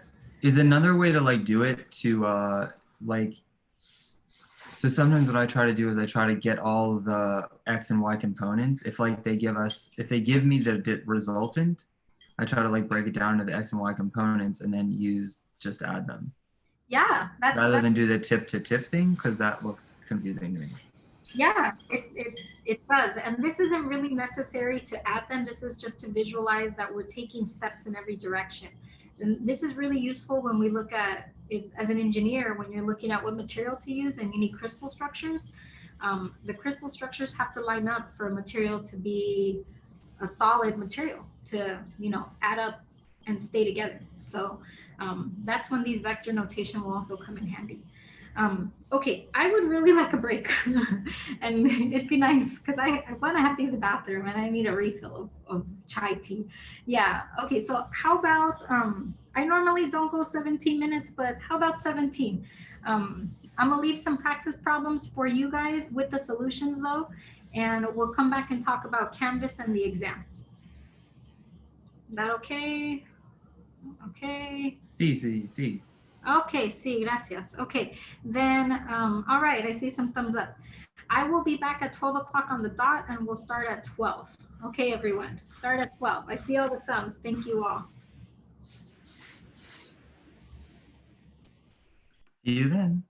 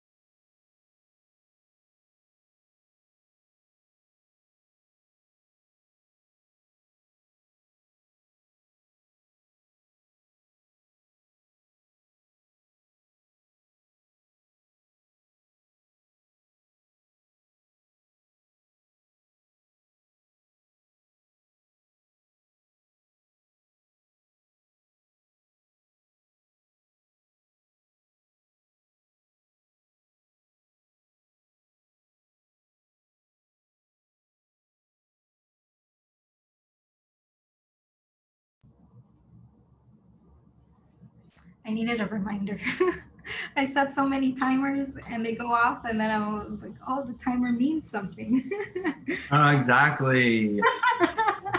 That's Come why, like on my phone, I turn like most notifications all off, because if it's going off all the time, I ignore them all. Yeah. Then the important ones don't get through. Yeah, we gotta find so many ways to be effective, and I gotta remember the timer means something. But at least I said it. That's what I think.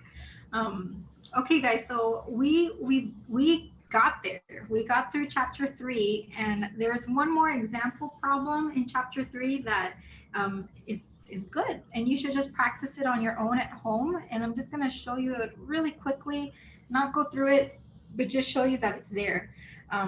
So what you see right now are the slide sets just in this view. I don't know what this slide sorter view. And we finished these slides, right? There's one more problem about a hiker traveling, and it's all vector notation too.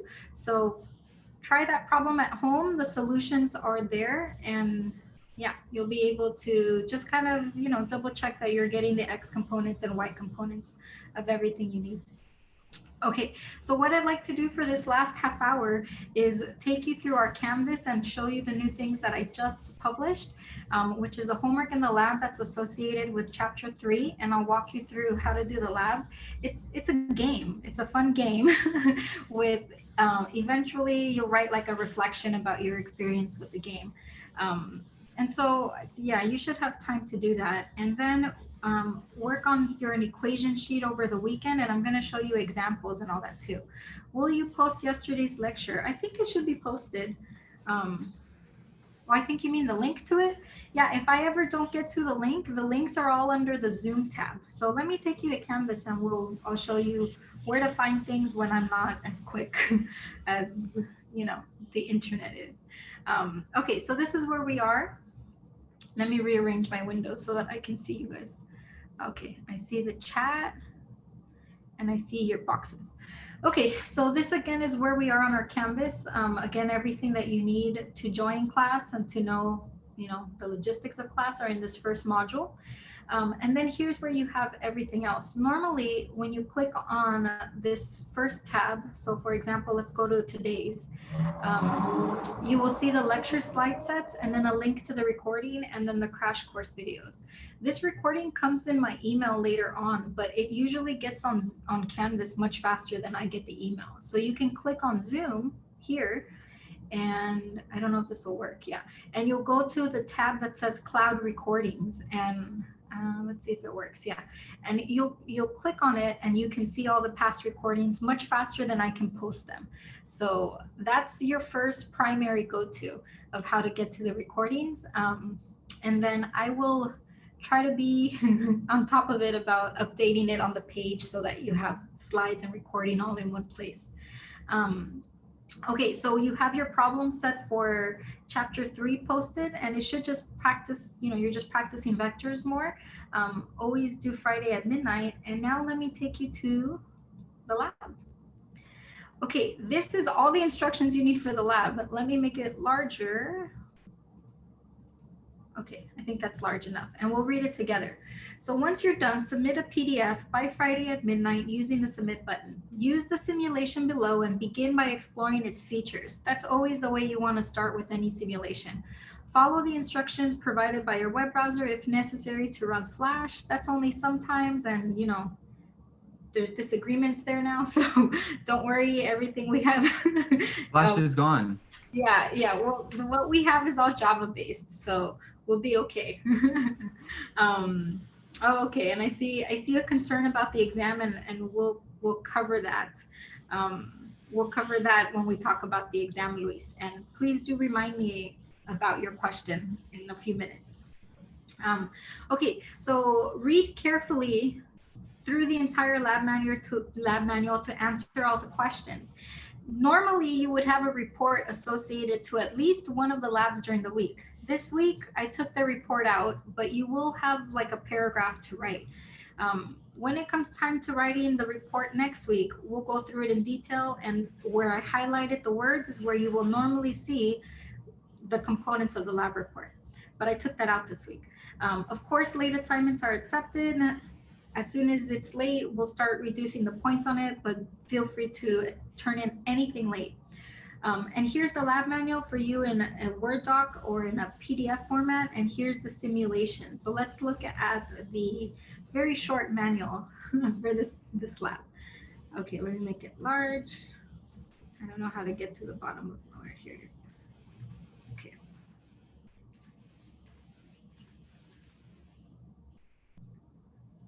I hope that's centered. Okay, I lost the manual. Okay, here it is. Okay, so it's not very long at all. This is it. This is the full instructions. The maze game challenge. The objective of the game is to maneuver yourself from the start to the goal by controlling either your position, velocity, or acceleration. Open the maze game and you will complete level 1 using each of the 3 methods for controlling. The 3 methods are position, velocity, and acceleration. Before you start, turn on your trace function and the timer.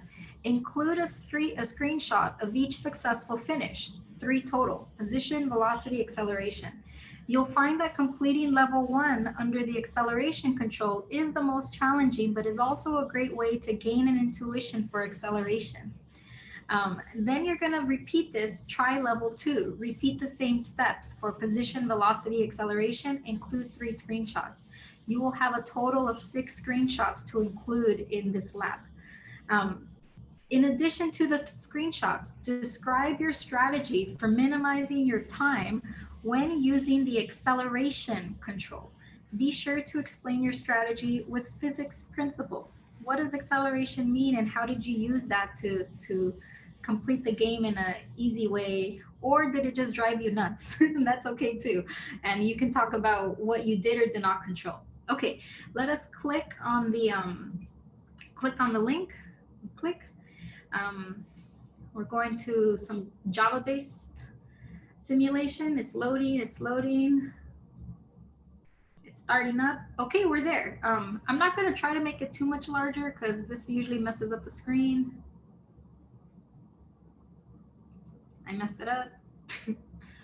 Let's reload.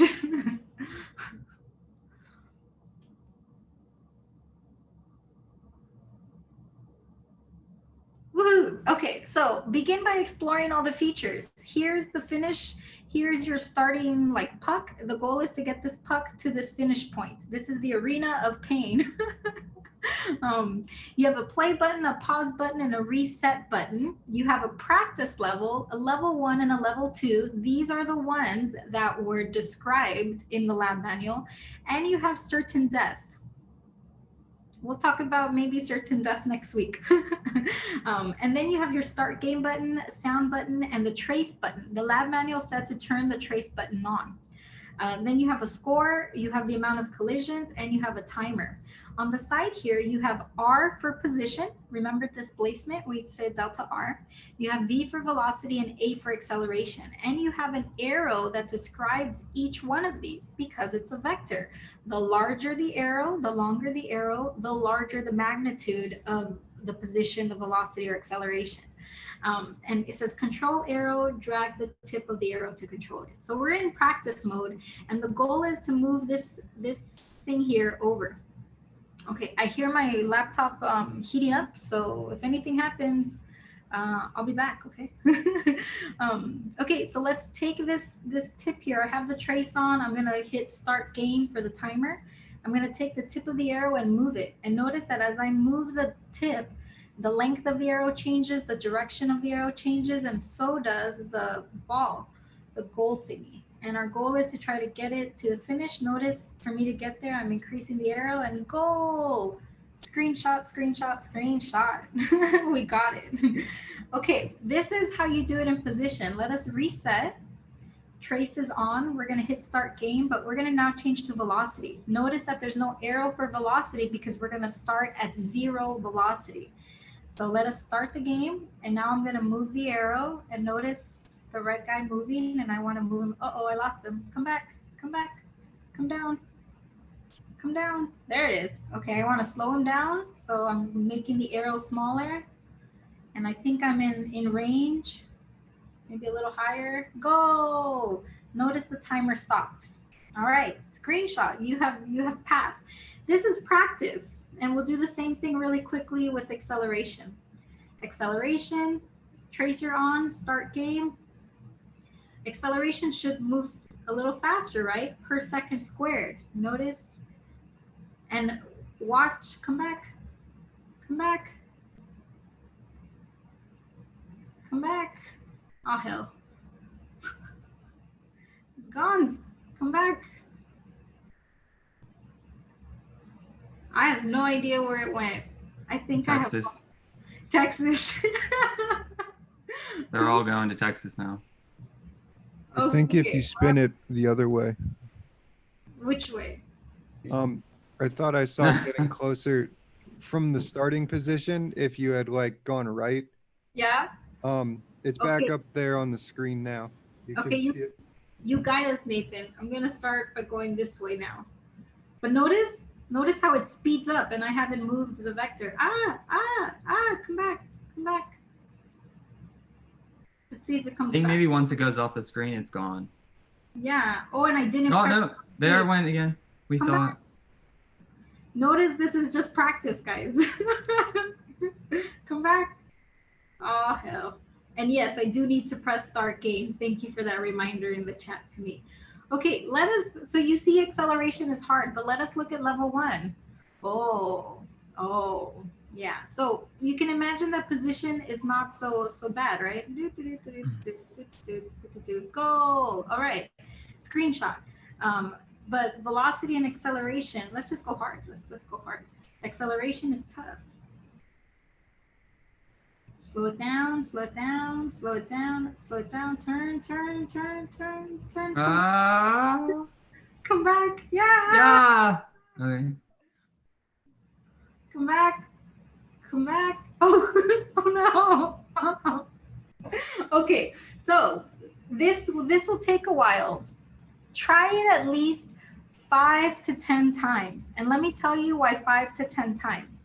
Yeah, 5 to 10 times, because this is very similar to what you would have to do in a real life lab. You would have to take several iterations of a measurement.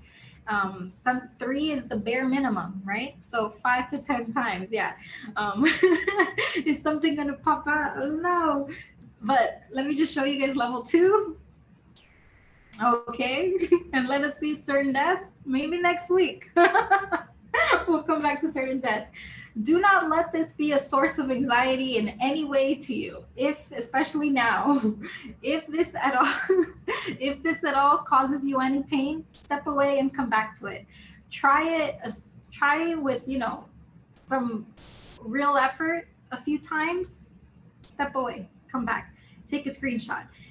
What's most important here is what is your experience through this, and what are you changing every time to try to make it better. So when you write this last paragraph, really think about this acceleration. Describe your strategy for minimizing your time when using the acceleration control, right?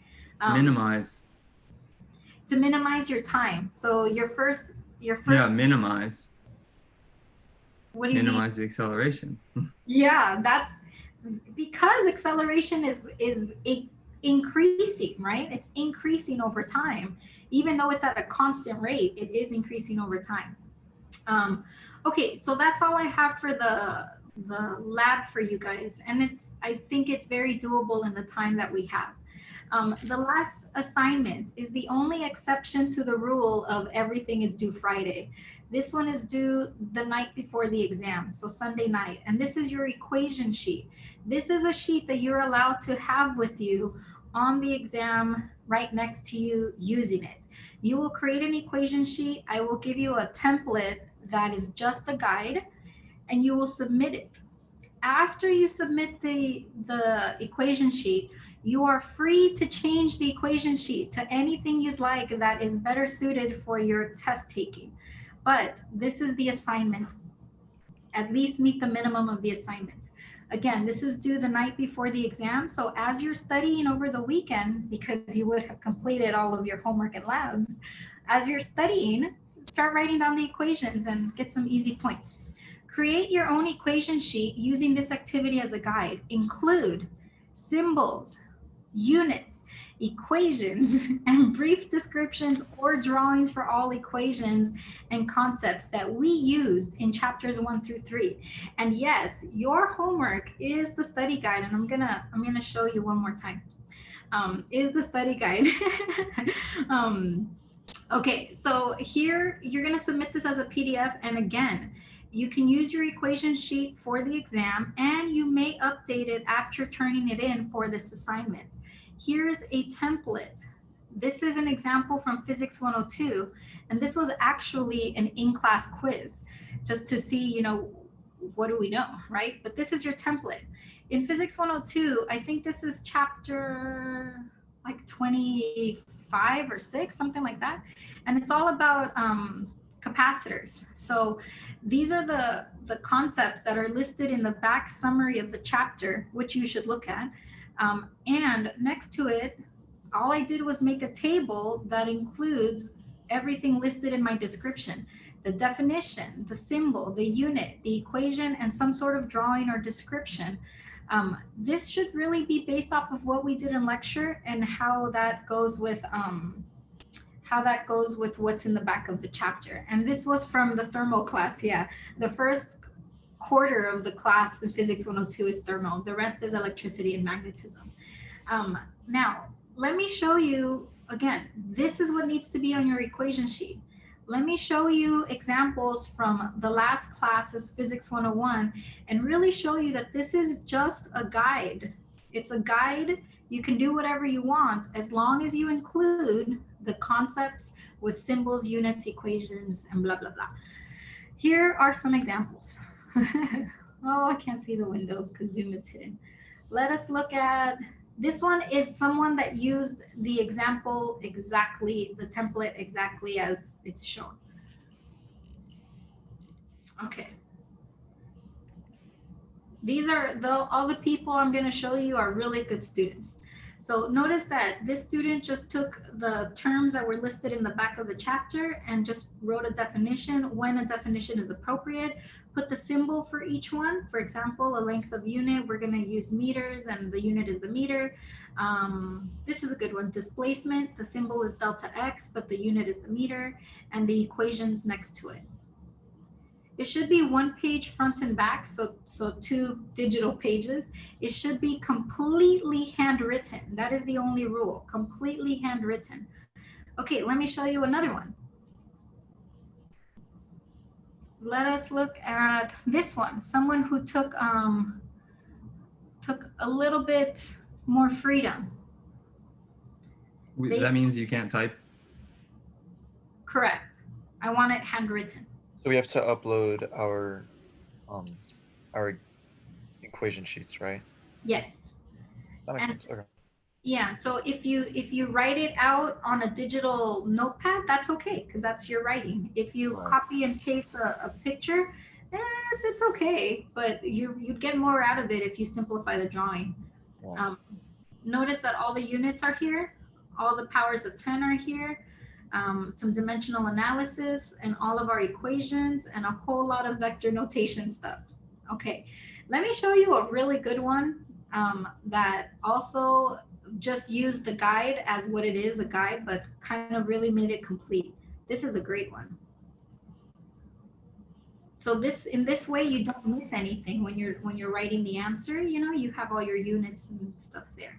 Some highlighting, some conversions, some notes about what are in the kinematic equations.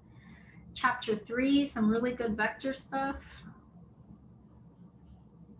Yeah, and some trig, just some basic law of cosines, SOHCAHTOA, things you may or may not need, but make you comfortable in knowing that you have it right next to you. So those are 3 examples of the equation sheet. You could use any type of format you want. It should be handwritten. Yeah, and that'll be due Sunday night. Any questions about what you've just seen? Okay, I'm gonna.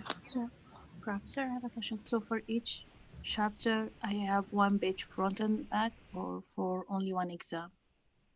For each exam. So okay. Yeah, that's a good question to clarify.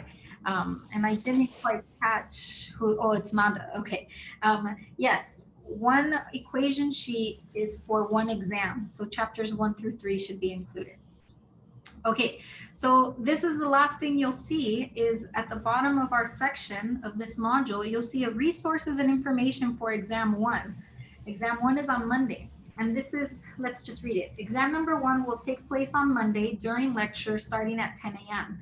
The exams will cover chapters 1 through 3, review the lecture slides, homework problems, and any other textbook problems you might want to look at. But I really suggest the lecture slides and the homework problems. On Friday, after the homework is due, I will upload the solutions, and these will be clickable links with solutions. Although I'm sure you all have them, but they will be in one place here. And these are the lecture examples from chapters 1 through 3. You will be allowed your equation sheet back and front, and do not include any problems.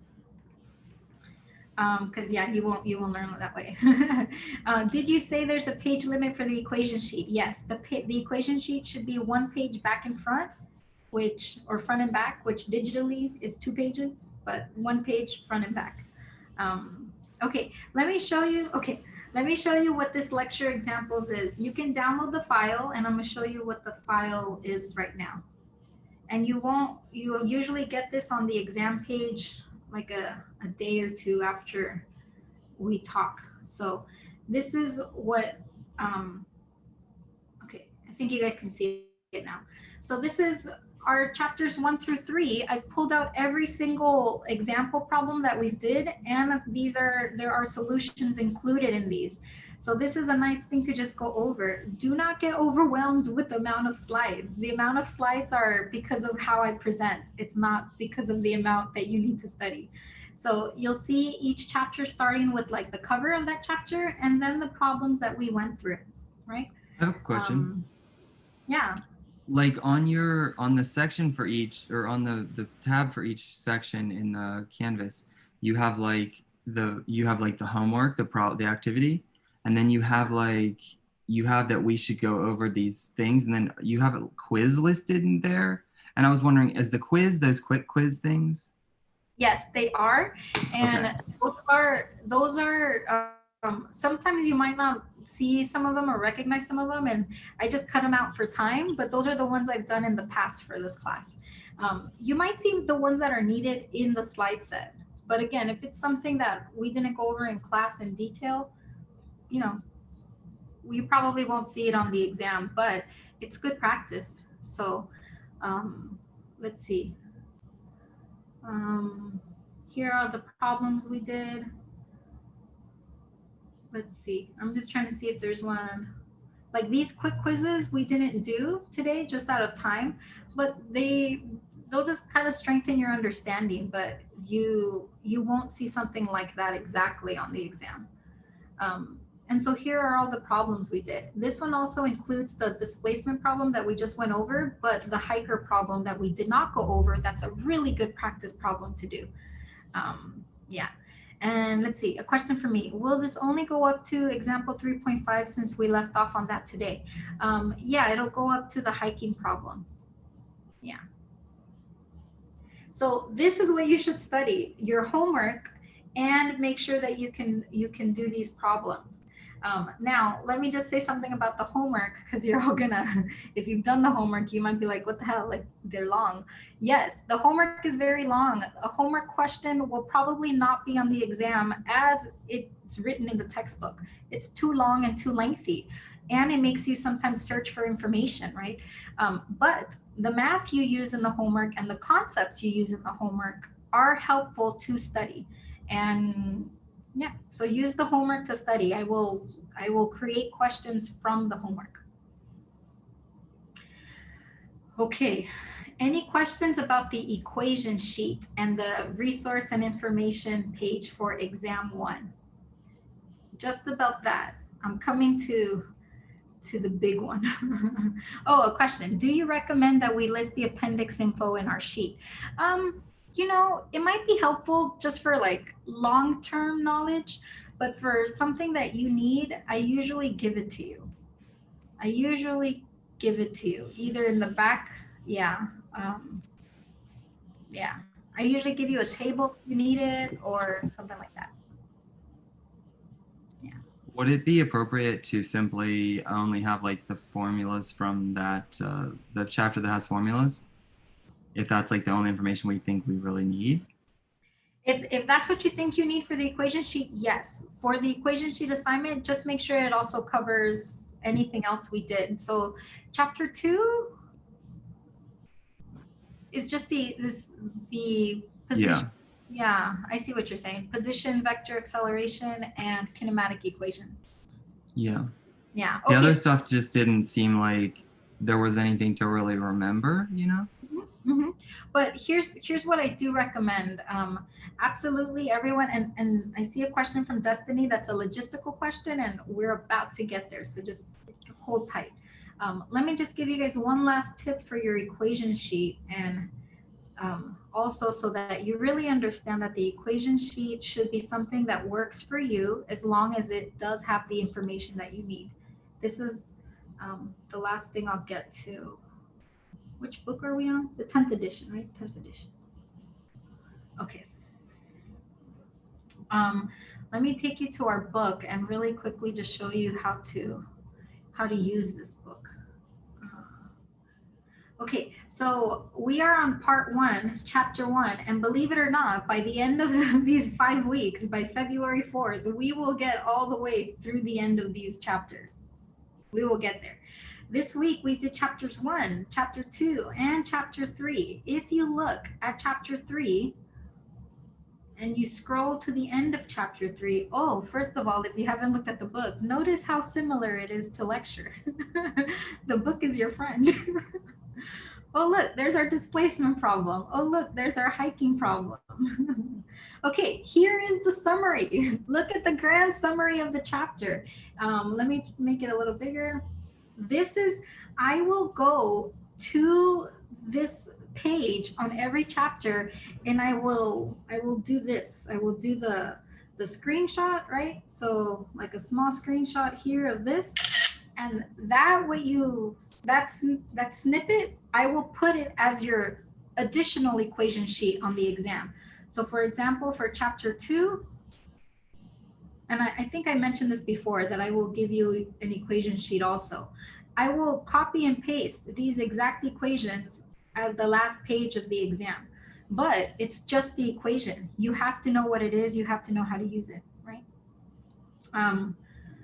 I think that's my last thing to say about the exam resource page and the equation sheet. Are we okay there? Okay, the big C, thank you. Okay, the big kahuna. Let us talk about the exam. Before you start with any questions, let me walk you through what you will see on Monday. So let me leave student view for a second and show you. Okay, so I'm gonna show you my page one more time. Hopefully it's the right page. It is. Okay, so now this isn't published yet, so it's not, this is what I see behind the scenes on Canvas. You will, on Monday, when I tell you that the exam is ready, I will verbally tell you the exam is ready. You will click under this module and you will see this link available to you, okay? We're gonna click here. And you will see that the PDF of exam 1 will not be available until I say it's available, and it'll become a clickable link. This is the screen you will see. This is the same assignment type submission that you will see. So instructions, please log on to Zoom, and when ready, download and complete the exam. You may write your answers on your own paper, use Word, OneNote, a tablet, any method you would like to write your answers in a complete manner. Does this mean you need to rewrite the question? It's up to you. I don't care. I need to see the solutions numbered 1 through whatever. Of course, you are to work alone without any assistance, and when you're done, upload the exam as a single PDF. If the exam is not a single PDF, I will skip it and go to the next person and then come back, because those with several files, it throws me off completely on my grading. So I'll come back to it. Okay, details about the exam. The approximate start time will be 10 o'clock. It'll probably be like 10:02 because I'll welcome you all to class. You will have a full hour to complete the exam, but this full hour includes the time that you need to upload the exam. So the estimate for completing the exam is about 50 minutes, and you should allocate about 10 minutes to upload the exam.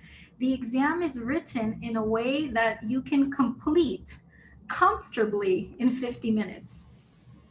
I promise you. More time is not the solution. Okay, so you will be able to complete this. So many students use the 10 minutes to keep working on the exam, and it is not the way to go. I will give you verbal cues. Hey, it's 10 minutes. You should upload your exam now. And then we will end at about 11. Anything that's submitted after the deadline will have a deduction to it. Submit it on time. That is the goal. While we're on Zoom, and the reason you want to be on Zoom is because you can talk to me about anything that is happening through the private chat. If the power goes out, do your best to hop on your phone and send me an email and tell me your power went out. We'll have to completely make another arrangement for you. Unfortunately, it happens sometimes. If you're able to complete. But I get it. During the exam is when, people have Wi-Fi issues. All kinds of things have happened. We will get through it. You just want to be in communication with me, either through email or through the private chat in the Zoom. The last thing I'll say before we go to actual exam questions is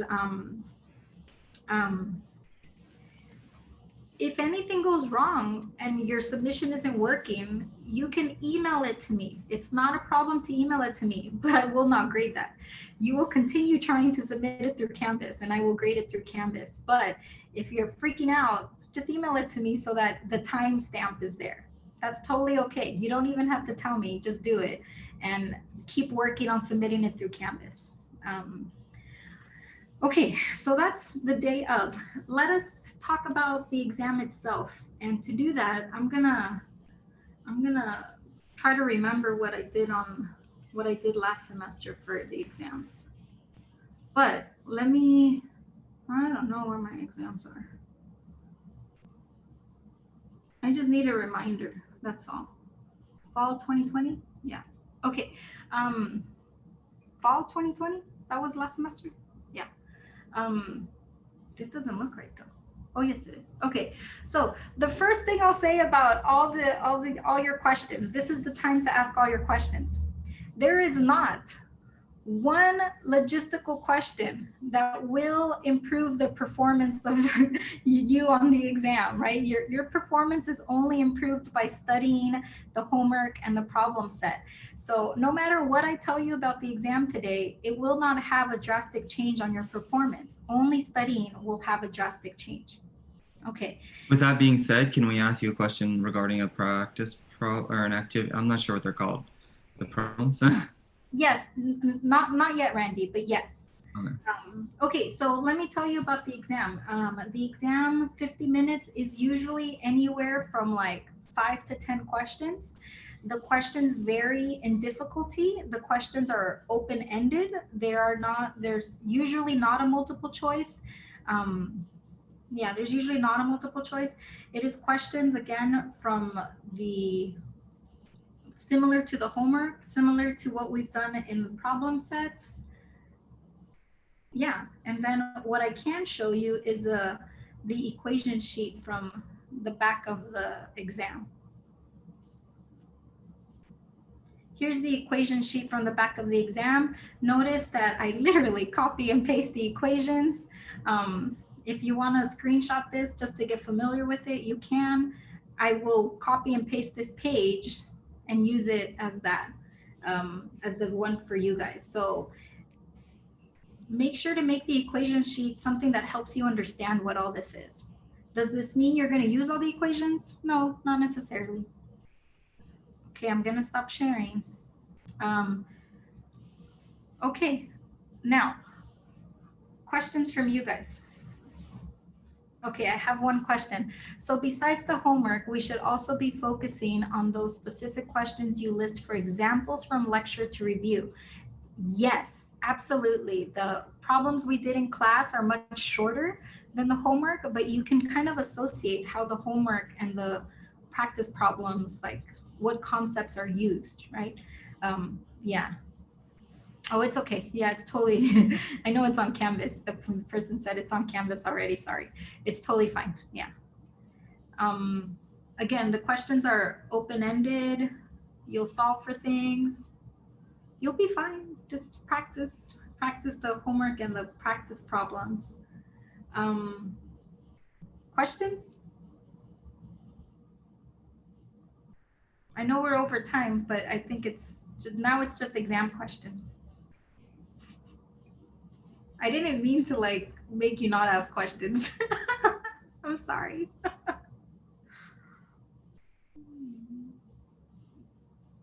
Okay, everything sounds great to you. Okay. Oh, okay. I was thorough. I've had practice. Okay, okay. Yeah, I've had practice with this. So I guess the other thing I'll say is that for every problem, I remind you of what are some of the points that you'll get on the exam. So I'm reading the end of problem number 1. Show the end of it says, show all your work, including correct sig figs and units. Box your final answer. It's also italicized. So you just want to make sure you show all your work, you include correct sig figs, and you box your final answer, right? Ah, okay. Do you ever offer an extra credit question on the exam? Destiny, I used to. It was very common, but um, I don't think I will on this first exam because I want you to get used to the time and feel okay with the time. And maybe the second or third exam. Yeah. But when it's too much material, I don't put extra credit on there because we're already on a time constraint. Yeah. Also, I'll say it today and I'll say it on Monday. Please don't upload the exam to Chegg or anywhere else. We do find it. It's so disappointing and it doesn't hurt me. It truly doesn't. There's only one person it hurts out there and it'll be you if you use it. So yeah. But I will put extra credit in the future and there will be an extra credit assignment. I think the lab where it said what was that third level? The painful death or something. That might be, Yeah. yeah, that might be a type of extra credit if you complete that. Yeah, something like that. Okay, well, I don't think I have any more questions. Oh, certain death or sudden death. Yes, that's what it was. Thank you. I think I'm going to, Arena of painful something. yeah, in the arena of pain. Man, look, guys, this lab, I assigned it last semester during when all the protesting was happening in LA. And everyone was in like a bad state of mind. And so people were just like, can we, this is too much. So I get it. If it gets that way, yeah, it's step away. Um, okay, I'm going to officially stop recording, but I'm going to stay and answer any homework questions. I think we'll start with whatever. I think Randy has homework questions, and anyone else, I'll stay for that. But I will stop recording and end the lecture. And guys, cool background, Keon. Always with the cool ones. If you have any questions, do your best to email me before Friday. Over the weekend, I will check my email, but I will not check it frequently. I go to sleep early. It is not advisable to email me Sunday at like 9 or 8 a.m. because, yeah. Oh, and a question from Guadalupe. Can you keep recording? I don't think I want to record questions. If you have homework questions, you should stay. You should stay and talk through it with us. Yeah. But for official lecture, I'm going to stop recording. Yeah. Oh, I'm sorry you have to go, Guadalupe. If you have any questions about the homework, please email me. Please email me. You'll see that the questions people are asking are very specific to their understanding. So, yeah. Okay. Professor, I have Yeah, a question. Like for the book, like where's the students get the book? Like it's digital or what? Can you say that again?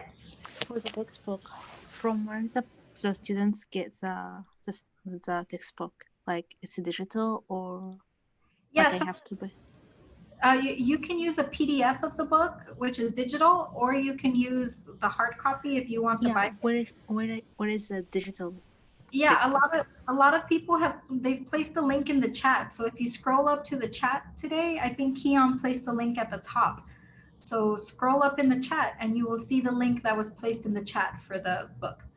And Actually, I was like my phone was shut down. Like I didn't see any messages right now. I can just post it again. I just put it in there again. It's about halfway downloaded or uploaded.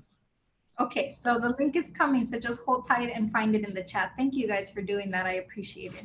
Okay, thank you. Yeah. Okay. Okay, and I see a question too. I could not do question number 7 from chapter 2. I would appreciate it if you solve it. So I won't solve it. I'd like to see what you did, and then we can work through it. And I'm happy to do that. We can do that on Zoom right now, or you can send me a picture. It's there now. Huh? Or thank you. Sorry. Or you can send me a picture of what you've done and where you got stuck. Just with that information, I can walk you through the entire process of solving it. Yeah. Okay, I'm gonna stop recording. I'll see you guys on Monday. If you stay, happy, I'm happy to have you stay.